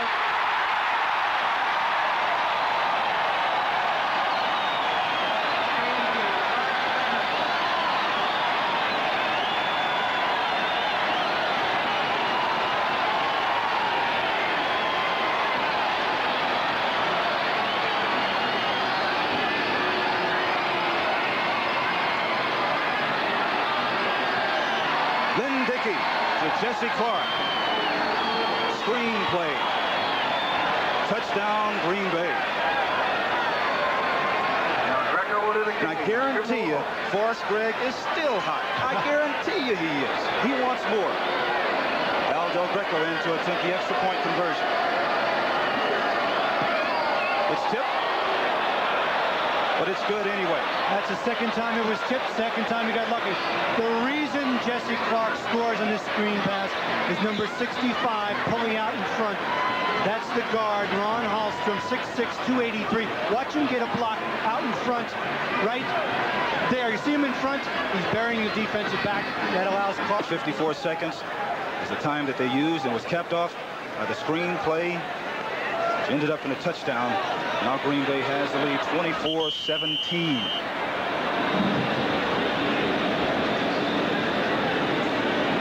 Packers came out with a little bite in that drive. Here's Del Greco. Ball going to Alfred Anderson at the 7-yard line.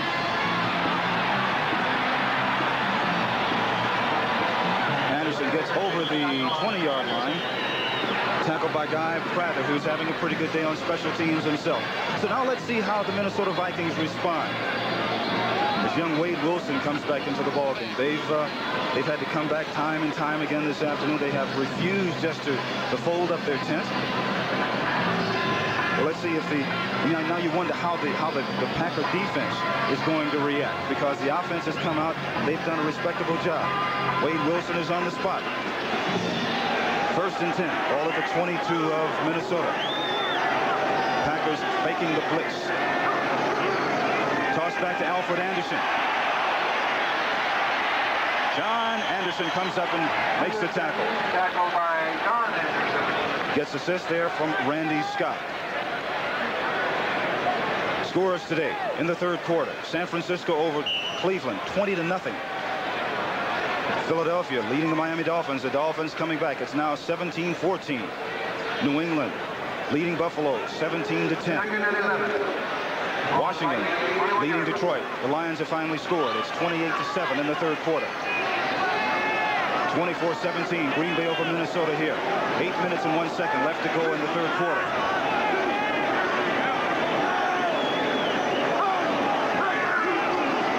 Handoff to Anderson. Anderson trying to find the funnel and get up the field. Tackle made by Randy Scott again. You mentioned how the Green Bay Packer defense will react. Well, I think they're telling the Vikings how they're going to react. They're going to force them to make yardage in the first play. They came with the blitz. A couple of linebackers coming. Anderson strung it out for no gain. They give up a couple of yards, so they set up a passing situation. 3rd and about 6 for young Wade Wilson. So they're saying, look, Wade Wilson, we know you're young. You're going to have to do it. If you're going to beat us this afternoon, you're going to have to do it. The Vikings with 3 wide receivers to one side. The ball is thrown, and it is complete to Ted Brown. Tackle there made by Mike Douglas. Very close. I think it's short, and it was a tackle by Douglas. You see him grab Brown by the arms, preventing him from getting that extra yard or so. If he had been able to gather himself and lean forward, he would have gotten the first down. He doesn't. So the Vikings are forced to punt. Greg Coleman will do the punting. And a big series of downs then for the Green Bay defense. Greg Coleman in to punt for Minnesota. Tom Flynn back to receive for the Packers. High snap, but Coleman gets it off anyway. And you better be careful with that. Tom Flynn came over as though he was going to make the reception and jumped out of the way at the last second. Punt of some 45 yards. So the ball 1st and 10 at their own 25-yard line. Green Bay leads Minnesota. Play action pass. The ball is dumped off to Jesse Clark. Clark driven out of bounds on the far sidelines by Scott Studwell. Clark, the receiver. Next Saturday on CBS Sports, college football, a doubleheader, and these are going to be 2 fine games. The first game of the doubleheader, the Michigan Wolverines going against the Ohio State Buckeyes. And if those Buckeyes win, they're going to be in the Rose Bowl. So we have the possibility next week on CBS of seeing both Rose Bowl teams, assuming Ohio State beats Michigan. And in the second half of that doubleheader, we know one team that'll be in the Rose Bowl, the USC Trojans going against the UCLA Bruins. And they haven't been there in a while, have they? 5 years, and they're anxious to get back. 2nd and 5. Play action pass. Dickey throwing. Complete to Jefferson. Tackle made by Carl Lee. Penetration to Jefferson. Number 39. Carl Lee. Pickup of some 17 yards. Take a look at Jefferson in the slot right here. Lofton goes down, clears out over the middle. Jefferson just on a quick out. The ball is delivered a little behind him. Still, it's a completion as Lee can't get there in time. Jefferson so far this afternoon, 4 receptions for 79 yards, his longest 33. First and 10, ball at the 48-yard line. Play action pass again. Throwing deep, looking for Jefferson. You know, Lofton and Jefferson were near one another, and you hear the booing because they thought that Joey Browner was on J.J. Jefferson early. I think he was looking for Lofton over the middle, a little shallower than Jefferson was going deep. So it was kind of a mix-up in that pattern. But anytime, as you know, you have 2 receivers running in the same area, it's going to bring a lot of people from the defense. Jim, had he been able to wait a split second longer, he would have gotten that ball to Lofton coming over the middle. The pressure forced him to throw it a little bit early. The toss back to Eddie Lee Ivory. Eddie Lee breaking into the secondary. Eddie Lee Ivory getting down to the 35-yard line before he's tackled by Carl Lee and Rufus Best. Eddie Lee Ivory making so many comebacks. What a career. 1979, he hurt his knee. Next year, he came back and at 800 yards, then hurt his knee again. And he's had his problems, but boy, he has been a spark the last couple of weeks. Take a look at him here on the sweep. And here's where he makes his cut up the middle. Likens himself to James Wilder in that respect, in that he has the ability to cut on the run, top speed to make that cut. Pickup of 17 yards, first and 10 at the 35 of Minnesota. Inside handoff to Gary Ellis. Gary Ellis. Studwell. Ellis tackled by Scott Studwell. Eddie Lee Ivory checks back into the ballgame. Exactly, as they alternate. I was just going to say Gary Ellis has been a starter and done well here in Green Bay, not having a great year. But Forrest Gregg is the first to tell us that since Ivory is doing so well, it's getting Ellis's attention. Ellis wants to remain the starter, really not interested in splitting time, so he's performed better. Eddie Lee Ivory making Gary Ellis a better ball player. 2nd and 5. Ball at the 30. Here's a draw play to Eddie Lee Ivory again. Eddie Lee gets down to about the 18-yard line, tackled by Tom Hannon. And he is upset. He thought he had another cut in him to get away from Tommy Hannon. He slips on the turf. And Eddie Lee Ivory will tell you that he's not the back he was when he first arrived at the Green Bay Packers in 1979. And maybe 3 or 4 years ago, he would have made this cut and been able to get away, but he wasn't. You see the tackle right there. Still a good game for the Pack. And Eddie Lee says, oh, no. On 18, first down. And he feels awfully good about the way he has performed recently. 3 minutes and 10 seconds left to go in the 3rd period. First and 10 at the 18. John Jefferson in motion. The toss back. Run pass by Gary Ellis. But he pulls it down and is forced out of bounds. Forced out by Matt Blair. Wisely so, because they were looking for James Lofton. He was double covered by Tommy Hannon and Joey Browner in the end zone. He had no chance to complete that pass, so he just ran out of bounds. Smart play. You know, a lot of times on a run pass by a halfback, you'll see the running back just throw it anyway. He could have just thrown it up and out of the end zone for the incompletion, but you know, he's a running back. He's not a quarterback. He's not that sophisticated in dealing with throwing the ball. But good judgment then on his part. 2nd and 13.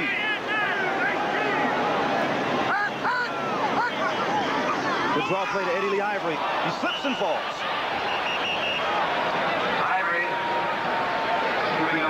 Doug Martin in on the tackle for the Minnesota Vikings. And Greg Cook appears to be still down on the ground. Of course, Cook has had some injury problems. They weren't sure he was going to play, but he's on the ground.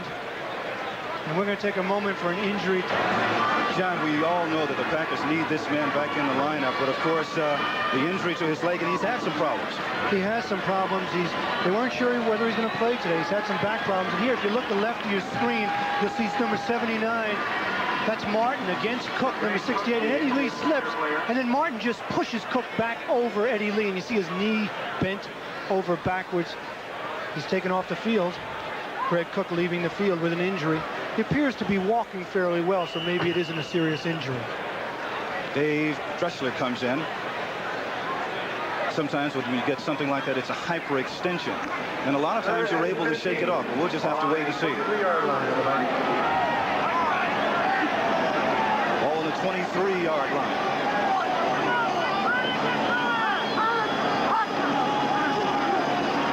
Good protection for Dickey. Complete to Philip Epps. Tackle made by Rufus Bess. When you're busy watching Lofton and Jefferson, you know there's going to be single coverage on Philip Epps. He was wide open as everyone else was paying attention to the big man, the combination. And take a look here on the downside of your screen, closest to us.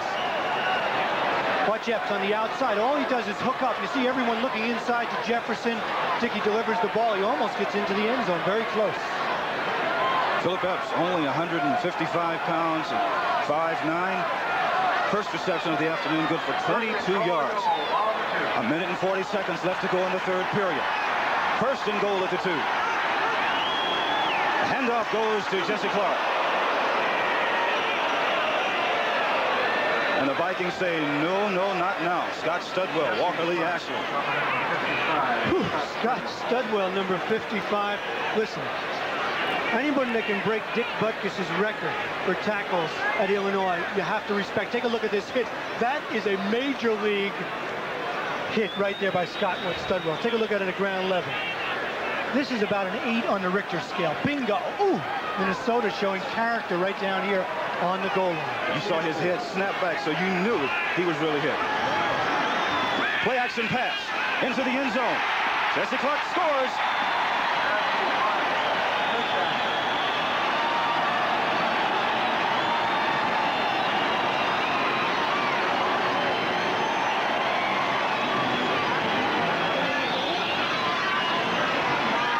Once again, the Green Bay Packers fooling the Minnesota Vikings close to the goal line. Play action pass. If Jesse Clark can't get over running, he gets over scoring on a touchdown pass. Jesse Clark gets his second touchdown. He scored last for the Packers on that 18-yard pass. Remember the screen, took it into the end zone right there. Fake, good play action. Clark is open in the end zone for the touchdown. Al Del Greco in to attempt the extra point conversion.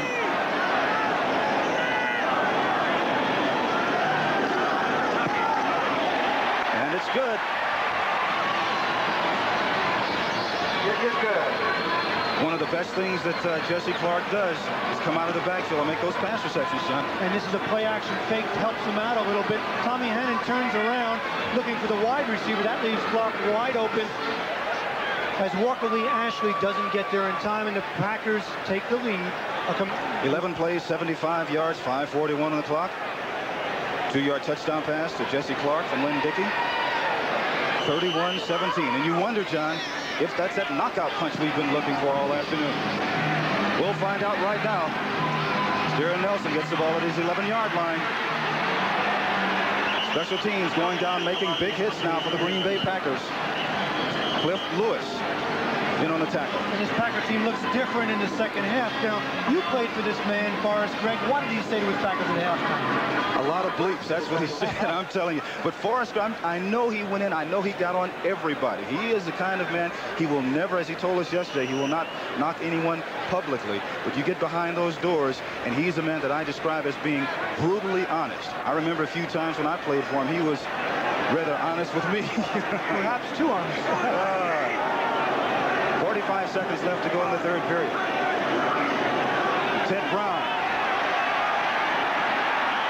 No way at all.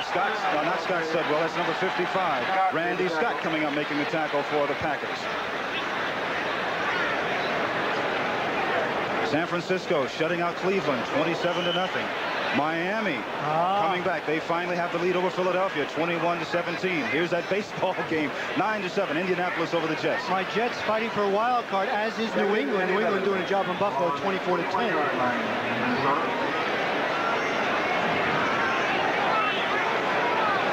Clock running down. 7 seconds left to go in the third period.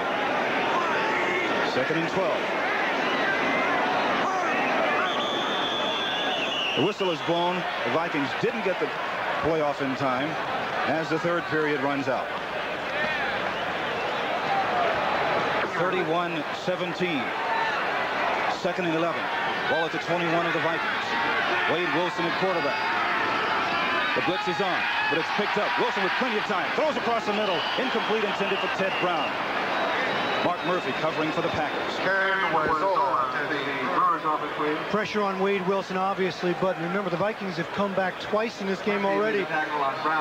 They trailed 10-3, and then they trailed 17-10. Right now, they are 2 touchdowns down. As you look at the quarterback comparison here, 2 touchdowns for Wade Wilson, 3 touchdowns for Lynn Dickey. Yardage, Dickey twice as much yardage as Wade Wilson. That's really the difference. The Packer passing game. The Vikings would like to get their passing game in high gear here in the 4th quarter. 3rd and 11. Inside, a quick pop over to Ted Brown.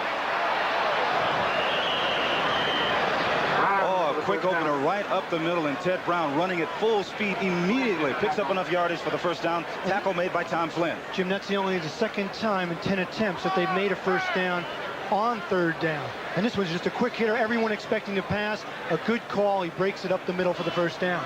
Quick trap up the middle. Everyone dropping back, looking for that pass defense. Brown gets it. And Brown's the perfect man to run that play in that particular situation because he is so quick. Ball at the 35-yard line of Minnesota. Wilson back to pass. No! Ball is incomplete. Intended for number 83, Steve Jordan.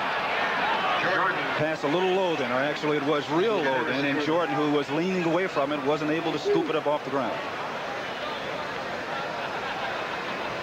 The idea was right. It was just a delay to the tight end.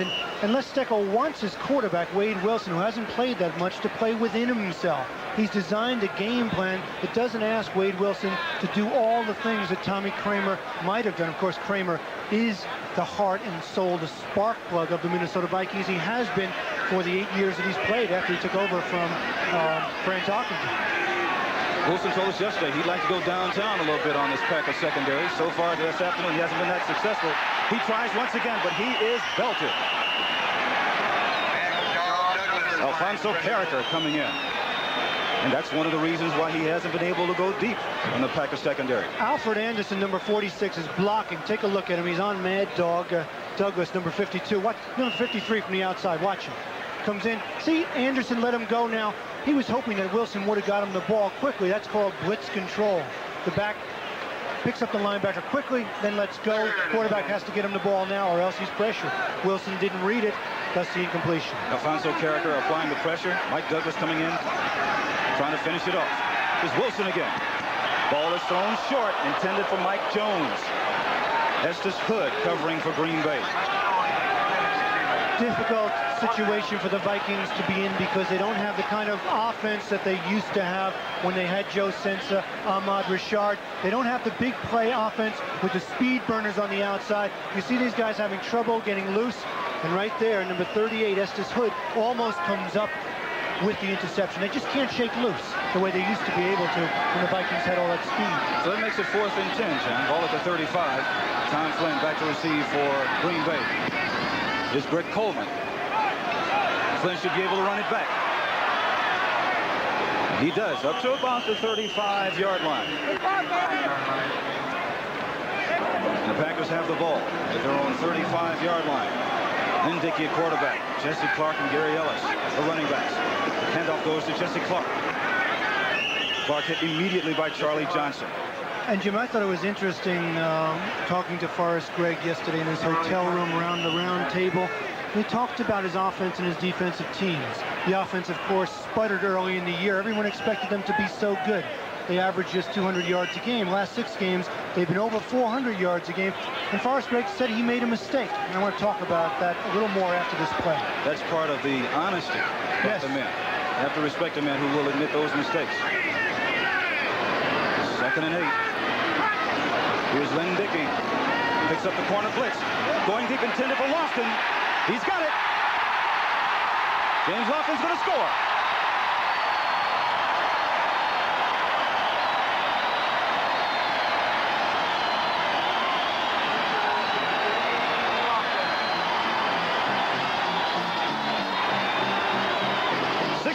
Yards. Lynn Dickey to James Lofton.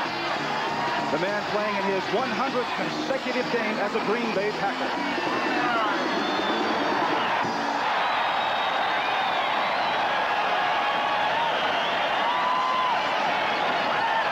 it's unfair to ask a defensive back like Rufus Best to cover James Lofton all over the field, man-to-man. Dickey got the protection. Rufus Best was by himself. Lofton hit the post, went back to the corner. It was over. Now Del Greco. Extra point conversion is good. Oh, what a thing of beauty that was when you look at it from an offensive standpoint. It is. Take a look at the protection. He gets it. Meanwhile, while he's getting it, Lofton is, see him go to the corner there? He turns Best all the way around. Lofton makes the catch, and then you tell me who in the NFL is going to catch James Lofton's 4.3 speed, takes it in for the touchdown, and says, okay, just another day at the office. And one of the great things about it was his move to the post. He really had Rufus Best thinking he was going to the middle of the field. And you think Dickey isn't happy and say, all right, yeah, how about that? You want a touchdown? Here it is. Just another day at the office for James Lofton and Lynn Dickey. 13:07 left to go in the fourth period. Set to kick off now for the Packers. Darren Nelson back to receive for the Vikings. Nelson at the 11-yard line. Uses his speed. Darren Nelson, who is one of the best at returning punts and kickoffs, does a great job returning it deep into Green Bay territory. And it has to be a credit to the character of this team. Watch Darren Nelson. Great speed, great quickness. Third year out of Stanford. Gets some good blocking and then shows, watch his quick move right there. He is a game breaker. That's the kind of play that the Minnesota Vikings have to get if they're going to have a chance in this game. And that's the kind of play that Steckel wants. He doesn't want his team to lay down just because they're trailing 38-17. He's looking for respectability and character building. Pick up of 45 yards on the play. First and 10, ball at the 45. Wilson back to pass. Complete to Ted Brown. Brown there, tackled by Mike Douglas. You know, John, you were talking a couple of moments ago about Forrest Gregg and how honest he was with us yesterday. Yeah, he looked at his team when he came here from Cincinnati. He said, look, I have the worst defense in the NFL, so I'm going to concentrate on that. I have a super fine offense. It was one of the tops in the NFL last year. But, you know, it was like the man walking into a new house. He walks through a beautiful garden. He says, well, I don't have to do anything with that. He goes inside. He sees the paint chipping the wallpaper outside. Concentrate on that. And that's what he did. He concentrated on the defense. He left the offensive alone. They sputtered. The defense got better. He said it was a mistake. But his offense is back today. This is indeed have reason to cheer. Leading the Minnesota Vikings 38-17. The Vikings have the ball. Packer territory, 2nd and 6. Ball at the Green Bay 41. Wilson set to pass. Ball is complete to Leo Lewis. First contact made by Mike Douglas. And that is enough yardage for the first down, and immediately it's a hurry-up offense because the Vikings know they're too far behind. They can't take their time. They've got to move and move quick. Here comes the blitz. Number 90. The blitz was picked up in the front. However, Ezra Johnson came in and made the sack. That's one of the things about the blitz. That's Johnson's second sack of the afternoon. But the blitz was on. It allowed Johnson to get in and make the sack on Wade Wilson. Inside handoff to Ted Brown. Tackled by Terry Jones. Ezra Johnson, you saw him there pushing Tim Irwin, number 76. He's the wrong man to push. Remember Irwin back in that second game of the season, that heavyweight bout with Lyle Alzado? Watch out. He's got a foul right now against Johnson. He's holding him out this time. Here's the pass. It's complete to Mike Jones. Mike Jones standing up. He better go down. He's standing up like, and the defenders are bouncing off him like they're in a pinball machine.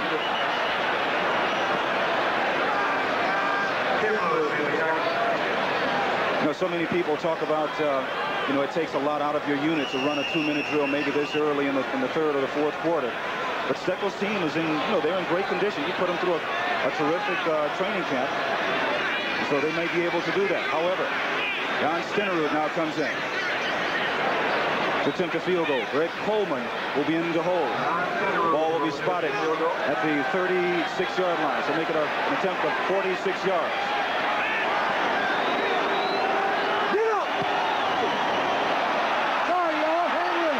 And he's just short. from 46 yards out.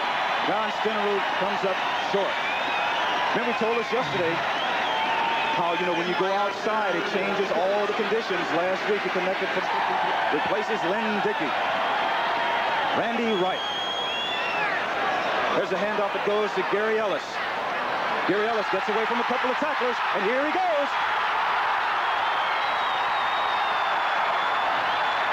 Gary Ellis finally fighting off Carl Lee.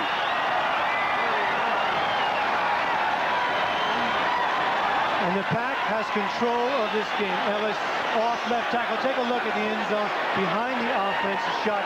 Watch Ellis go off the left side of your screen. A little cross action.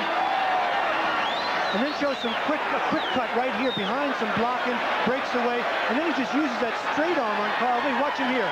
It's like a boxer jabbing. Here, Larry Holmes, stay away from him. Bang, bing. I'm going to get some extra yardage. He does. Pick up of 50 yards. First and 10. Ball at the 21-yard line of Minnesota. Hand off to Eddie Lee Ivory. Great balance by Eddie Lee. Kind of rabbit hopping on his left leg before he's tackled there by Robin Sinline. And you're seeing both Eddie Lee Ivory and Gary Ellis doing the job. Scores around the league. San Francisco shutting out Cleveland 34-0 in the fourth quarter. Pittsburgh over Cincinnati by 5 in the fourth period.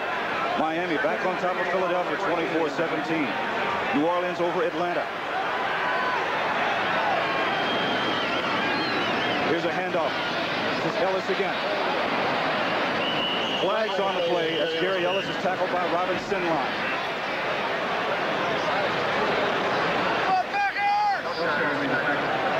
The Vikings are indicating the penalty is against the Packers. And referee Jerry Markwright indicates it is also for illegal procedure.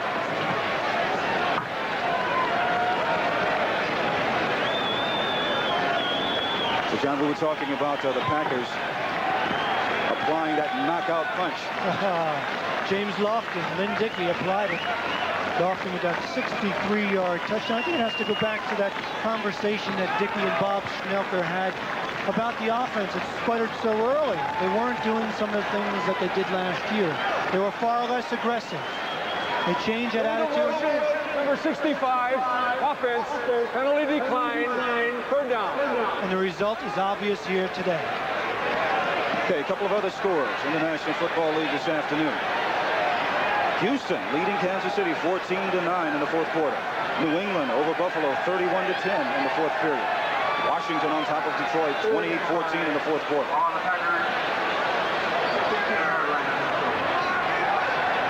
Don't forget the Rams and Bears coming up after our game. With Randy Wright. Pass is thrown. Intended for Ron Cassidy. Ron Cassidy makes the reception. He's at the 5.5-yard line. So now some of these substitutes getting in and taking advantage of their opportunities. Exactly right. Watch Cassidy on the sideline. Just lets his body collapse. His knees and his feet come inbounds right there. Excellent catch by Ron Cassidy, the fifth-year man out of Utah State. Randy Wright at quarterback. 10 minutes and 7 seconds left to go in the ball game. The draw play to Ellis. He's going to get in there.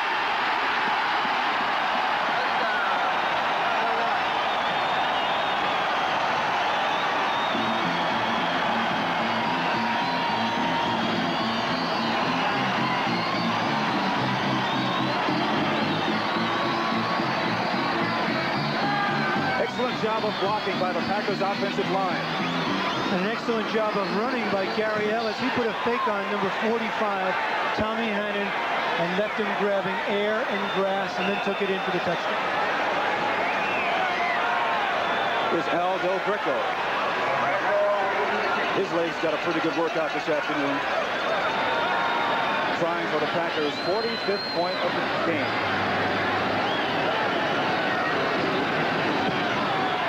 And it's good.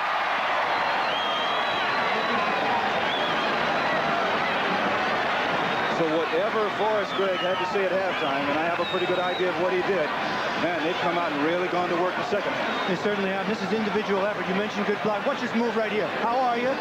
Tommy Hannon, no luck. I'm going to fake inside now and take it in myself. Ellis, touchdown. Well, that offensive line that Forrest Gregg was telling us about yesterday, with the exception of a couple of times not being able to pick up a couple of blitzes, which really upset Coach Gregg, they have, I'm sure he feels very, very good about the way that they've come back in the second half, because this is the kind of football that Forrest Gregg wants. He's a physical coach. He wants his team to be physical, and he's kind of changed their thinking a little bit here in Green Bay. And, you know, it's really hard to argue with success. And he's getting in tune with so many of the other teams in the NFL. The trend now to those huge offensive lines, much like the Raiders have had for years. He's got a line that averages over 270 pounds now, 6'5". And you talk about a game that's coming up after this one. Oh, don't you go away. That's Walter Payton, Eric Dickerson, the Rams and the Chicago Bears. Stay tuned for that one. Bill Becko with a squib kick right down the middle of the field. Ball is returned to about the 34-yard line. Curtis Rouse, all 6'3", 318 pounds of him, picking up that ball and returning your kickoff. How would you like to tackle Curtis Rouse at the kickoff? No, I wouldn't like to. I wouldn't like to at all. To say he was rolling along. Ooh, the big man. He really does anchor that offensive line, doesn't he? You know, Les Steckel talked about Rouse and Tausch, how he switched them a couple weeks ago, so that was a mistake. A lot of confusion, but they made some switches on that offensive line. Riley and Irwin have been switched. Rouse and Tausch, the experiment didn't work. They're back at their original position. 9:55 left to go. We know we're just going to see nothing but air balls now. Ball is complete to Leo Lewis. Leo Lewis tackled by Randy Scott.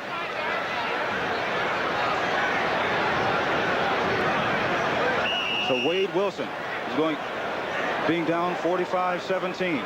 Going to fill the air with passes. Going back to pass again, complete to Ted Brown. Estes Hood, number 38, the first to make contact for the Packers. And you have to speculate as you watch Wade Wilson at quarterback. He won 2 games, one last year, one this year against Tampa Bay last week. Steckel said if he continues to win, he'll be my quarterback. But Tommy Kramer, though not perfectly healthy, is getting close to it. You'll have to wonder if Kramer will be back next week against Denver. Well, that pass again is complete to Ted Brown. Ted Brown for the first down. And of course, all they're just trying to do now is get whatever they can.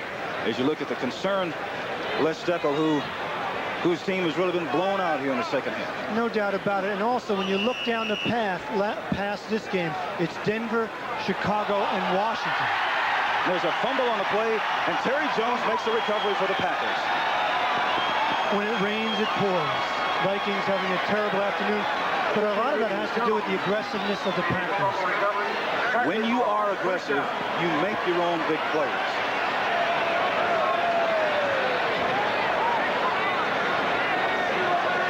And a tough day at the office for young Wade Wilson.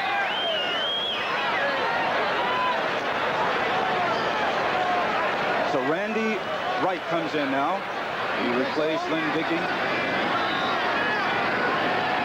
He has the ball at the 48-yard line of Minnesota. There's a handoff to Ray Krause. Ray Krause from the University of Las Vegas, Nevada, tackled by Dennis Johnson. And you look at the Packers, you sense that they're building. Their defense is much improved. Their offense is what it was a year ago.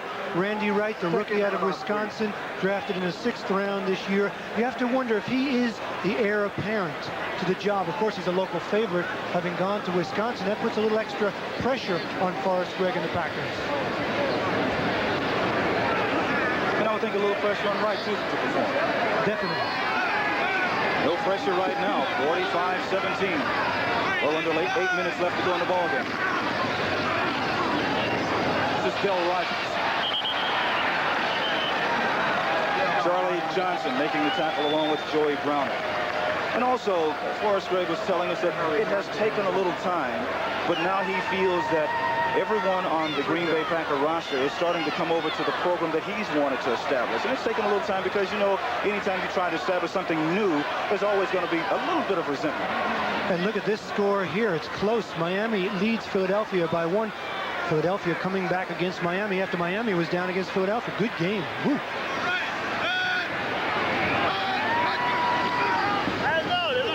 Eddie Lee Ivory didn't get the handoff. Randy Wright ends up with it. Wright tried to hand off to Eddie Lee Ivory, and you saw Eddie Lee take off a couple of steps, turn around, and said, "Oh my goodness, where is it?" Scott Studwell in on the tackle. 6:59 left to go in the ball game. But don't forget, coming up right after our contest, the Los Angeles Rams going against the Chicago Bears. Walter Payton, Eric Dickerson, the top 2 rushers in the National Football League. The Bears leading the NFC Central Division, one of the toughest defenses in all of pro football. You know, everyone talks about the running backs, but if you look at Chicago, they're #1 in the NFL in defense, #1 against the rush. Watch out, Dickerson. Here's Del Rogers. The Vikings have got to watch out for him. He's tackled by Joey Browner. Picks up enough yardage for the first down. Now you talk about that Chicago-LA Rams game coming up next. When you look at the Rams defense, Walter better watch out too. They're #3 in the NFL versus the rush. They give up under 100 yards a game on the ground. So those are 2 good defenses against 2 of the finest rushers in the game. And of course, you know, the Rams playing, very well. They're led by Jack Youngblood, who's leading the team in sacks after 14 years in the league. But what about Richard Dent for Chicago? Leads the NFC in sacks with 12. Here's Eddie Lee Ivory again. Eddie Lee dancing his way, getting inside the 20-yard line. You know what I have to ask you, Jim, and I know you spend a lot of time. You live in L.A., you work for KCBS out in L.A., you know the Rams. I'm amazed. Jack Kemp is the quarterback. Would you have believed that the Rams would be 5-2 under Kemp when Ferragamo went down? I don't think there are too many people who would believe that when it happened, because Kemp is only in his 4th year out there with the Rams. But he's very, very smart, and that's one of the things that John Robinson likes about Jeff Kemp. He's very smart, and he calls him an efficient quarterback. That's one of the reasons why they've been so successful. Here's Del Rogers. As the Green Bay Packers have been somewhat successful, I guess you could say, in the second half here, as they've really poured it on Scott Studwell and Doug Martin, making the tackle for the Minnesota Vikings. You know, you look at these 2 teams, and we talked about it earlier, them being in similar situation. New coaches, both 3-7, tough schedules, losing close games. What I sense as I look at them, that the Packers are on the road. They believe in Forrest Gregg. He has a direction, and his players, both offensive and defensively, believe in the program, and they're taking hold, whereas the Minnesota Vikings are sputtering. They've got some serious problems. The handoff goes to Ray Krause. But of course, not too many problems for the Packers here in the second half. Of course, there are reasons when you look at the Minnesota Vikings and Les Steckel. When you're a quarterback in the NFL is the single most important position, no matter what anyone says. When you lose a dominant spark plug quarterback like a Tommy Kramer, your team has to suffer in every aspect. And that's what happened to Les Steckel, besides losing all his defensive linemen. I mean, Doug Martin has been hurt, Mulaney's been hurt, and that is the guts of a defense. It starts with the defensive line. On offense, it starts with the quarterback. And also, another factor that contributes to that is not having the kind of talent that you would like to have. Sure, the depth of talent when you do get an injury. And excuse me, this man isn't about to use as an excuse, because good teams find a way to win with injuries. But he's taken over a team that was struggling last year. They may have had a reasonable record under Bud Grant, but he's taken over a tough team. They're in 4th down now. Let's see if the Minnesota Vikings can dig in and stop the Packers. Show some character. Yes, 3 minutes and 50 seconds left to go in the ball game. Randy Wright at quarterback for the Packers. They're all digging in. Quarterback sneak. There will be a timeout for a measurement. The Packers obviously signaling that it was a first down. Scott Studwell, of course, of the Vikings saying, no, you didn't make it. The final decision will be handed down by Jerry Markwright, who is our referee today. He calls timeout because he wants to measure and make sure himself. No. Yes. My old team, no. Don't tell me this is wrong. It's got to be wrong. That baseball score can't be 9-5, but it is. Here's the measurement. And the Vikings held. So Scott Studwell was correct. And it may seem like a very minor point, and it means really nothing to Forrest Gregg, but it means something to Les Steckel and the Minnesota Vikings. They held on 4th down. They've shown some character, and it may be a crumb, but it's important when you're trailing by such a large score.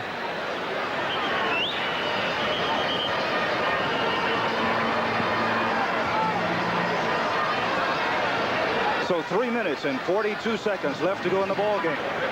Along with John Dockery, I'm Jim Hill. County Stadium in Milwaukee. 3:42 left to go in the ball game. 45-17, Green Bay over Minnesota. Inside handoff to Ted Brown. Brown gets over the 20-yard line before he's tackled by Mike Douglas. Here's the final. Miami defeating Philadelphia 24-23 in a real shootout. 11-0. Will Miami ever lose? Douglas made the tackle. Here's Wade Wilson. Throws downfield into and out of the hands of Dwight Collins. Oh, he tried to put his head into the turf after he missed that one. Tim Lewis defended. And in that game, John, Dan Marino, 20 of 34 for 246 yards, 1 interception, and 1 touchdown. That touchdown pass, 11 yards to Tony Nathan. Not an awesome performance from Marino, but he seems to get it done. And, you know, people forget about Miami's defense. It's outstanding. Last week they were behind against the Jets. This week they're behind against Philadelphia. You have to look at Miami and say they are one of the elite in the NFL. 21-yard line of Minnesota. Mark of an excellent football team when you can overcome adversity and come back when you know everyone's shooting at you. 3rd and 4, ball at the 41-yard line. Good protection for Wilson. Pass is thrown. Complete to Dwight Collins. Dwight Collins. Caught from behind by John Anderson. You talk about overcoming adversity. When you look at the Minnesota Vikings, they're down 45-17. They're still hustling. Wilson's still completing passes. They're moving the ball.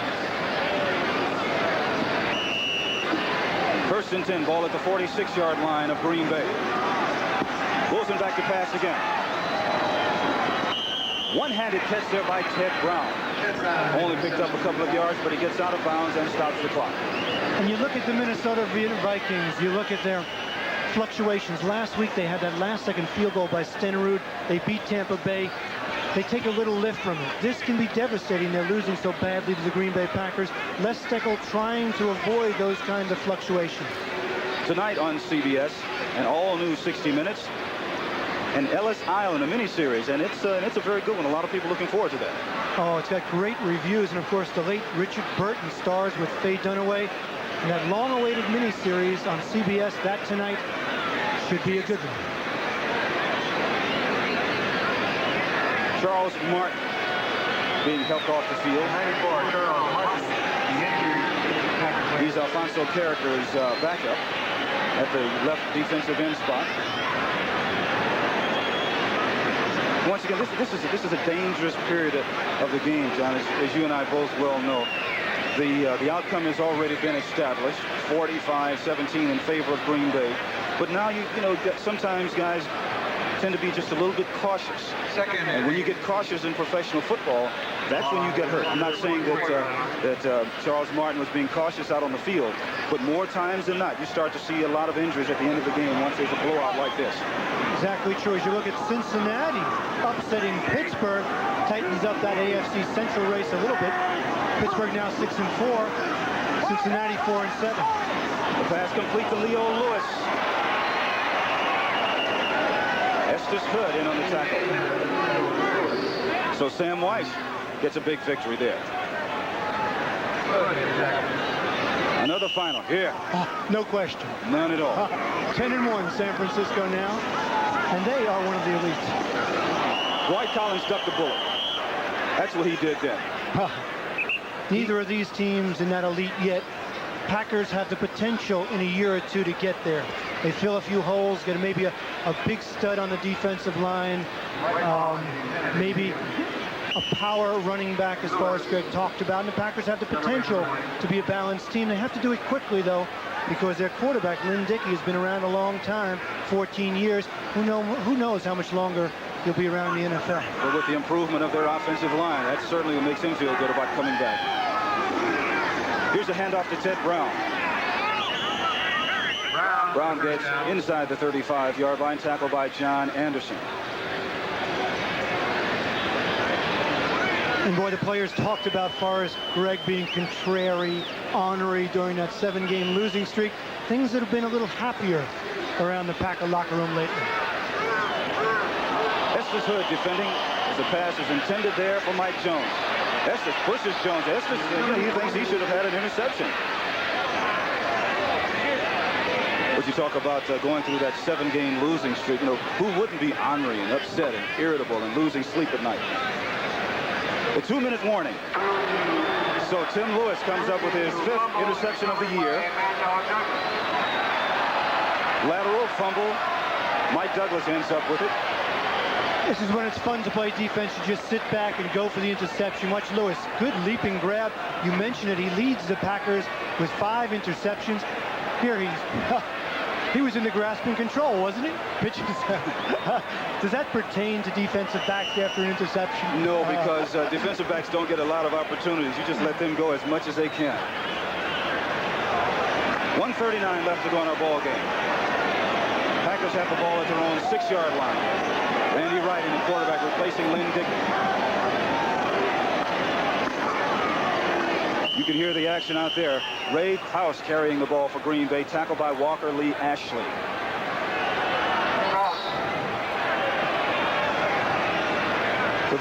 So the Vikings right now, they just as soon come right off the field because this thing has long been established. And there's John Jefferson along the sidelines, 4 receptions for 77 yards. Still hasn't gotten that 100 yards, Jim, but you have to think an afternoon like this where they look to him more often might make him a little bit happier in Green Bay. Of course, he's talked about leaving Green Bay at the end of the season. He's non-committal, but you get the feeling talking to John Jefferson that this may be his last season with the Packers. Well, there has been a lot of speculation. There was at one time at the middle of the season, just before the trading deadline, that maybe Jefferson would be traded to the Dallas Cowboys. That particular deal fell through. John is he's kind of quiet. He doesn't talk that much about what he's going to do in the future. And he really wants a playoff team. He wants to do some things personally, but he also wants to be on a playoff team. Look at San Francisco winning big. Cincinnati nips Pittsburgh. Philadelphia lose to Miami. Indianapolis over the Jets. Those are the only finals so far this afternoon. That's Ray Krause again, the ball carrier. How about that game coming up next? What a good one that'll be. Chicago at the LA Rams. The second game of our doubleheader here on CBS. That will be an excellent ball game. Eric Dickerson going against Walter Payton. The best in the game.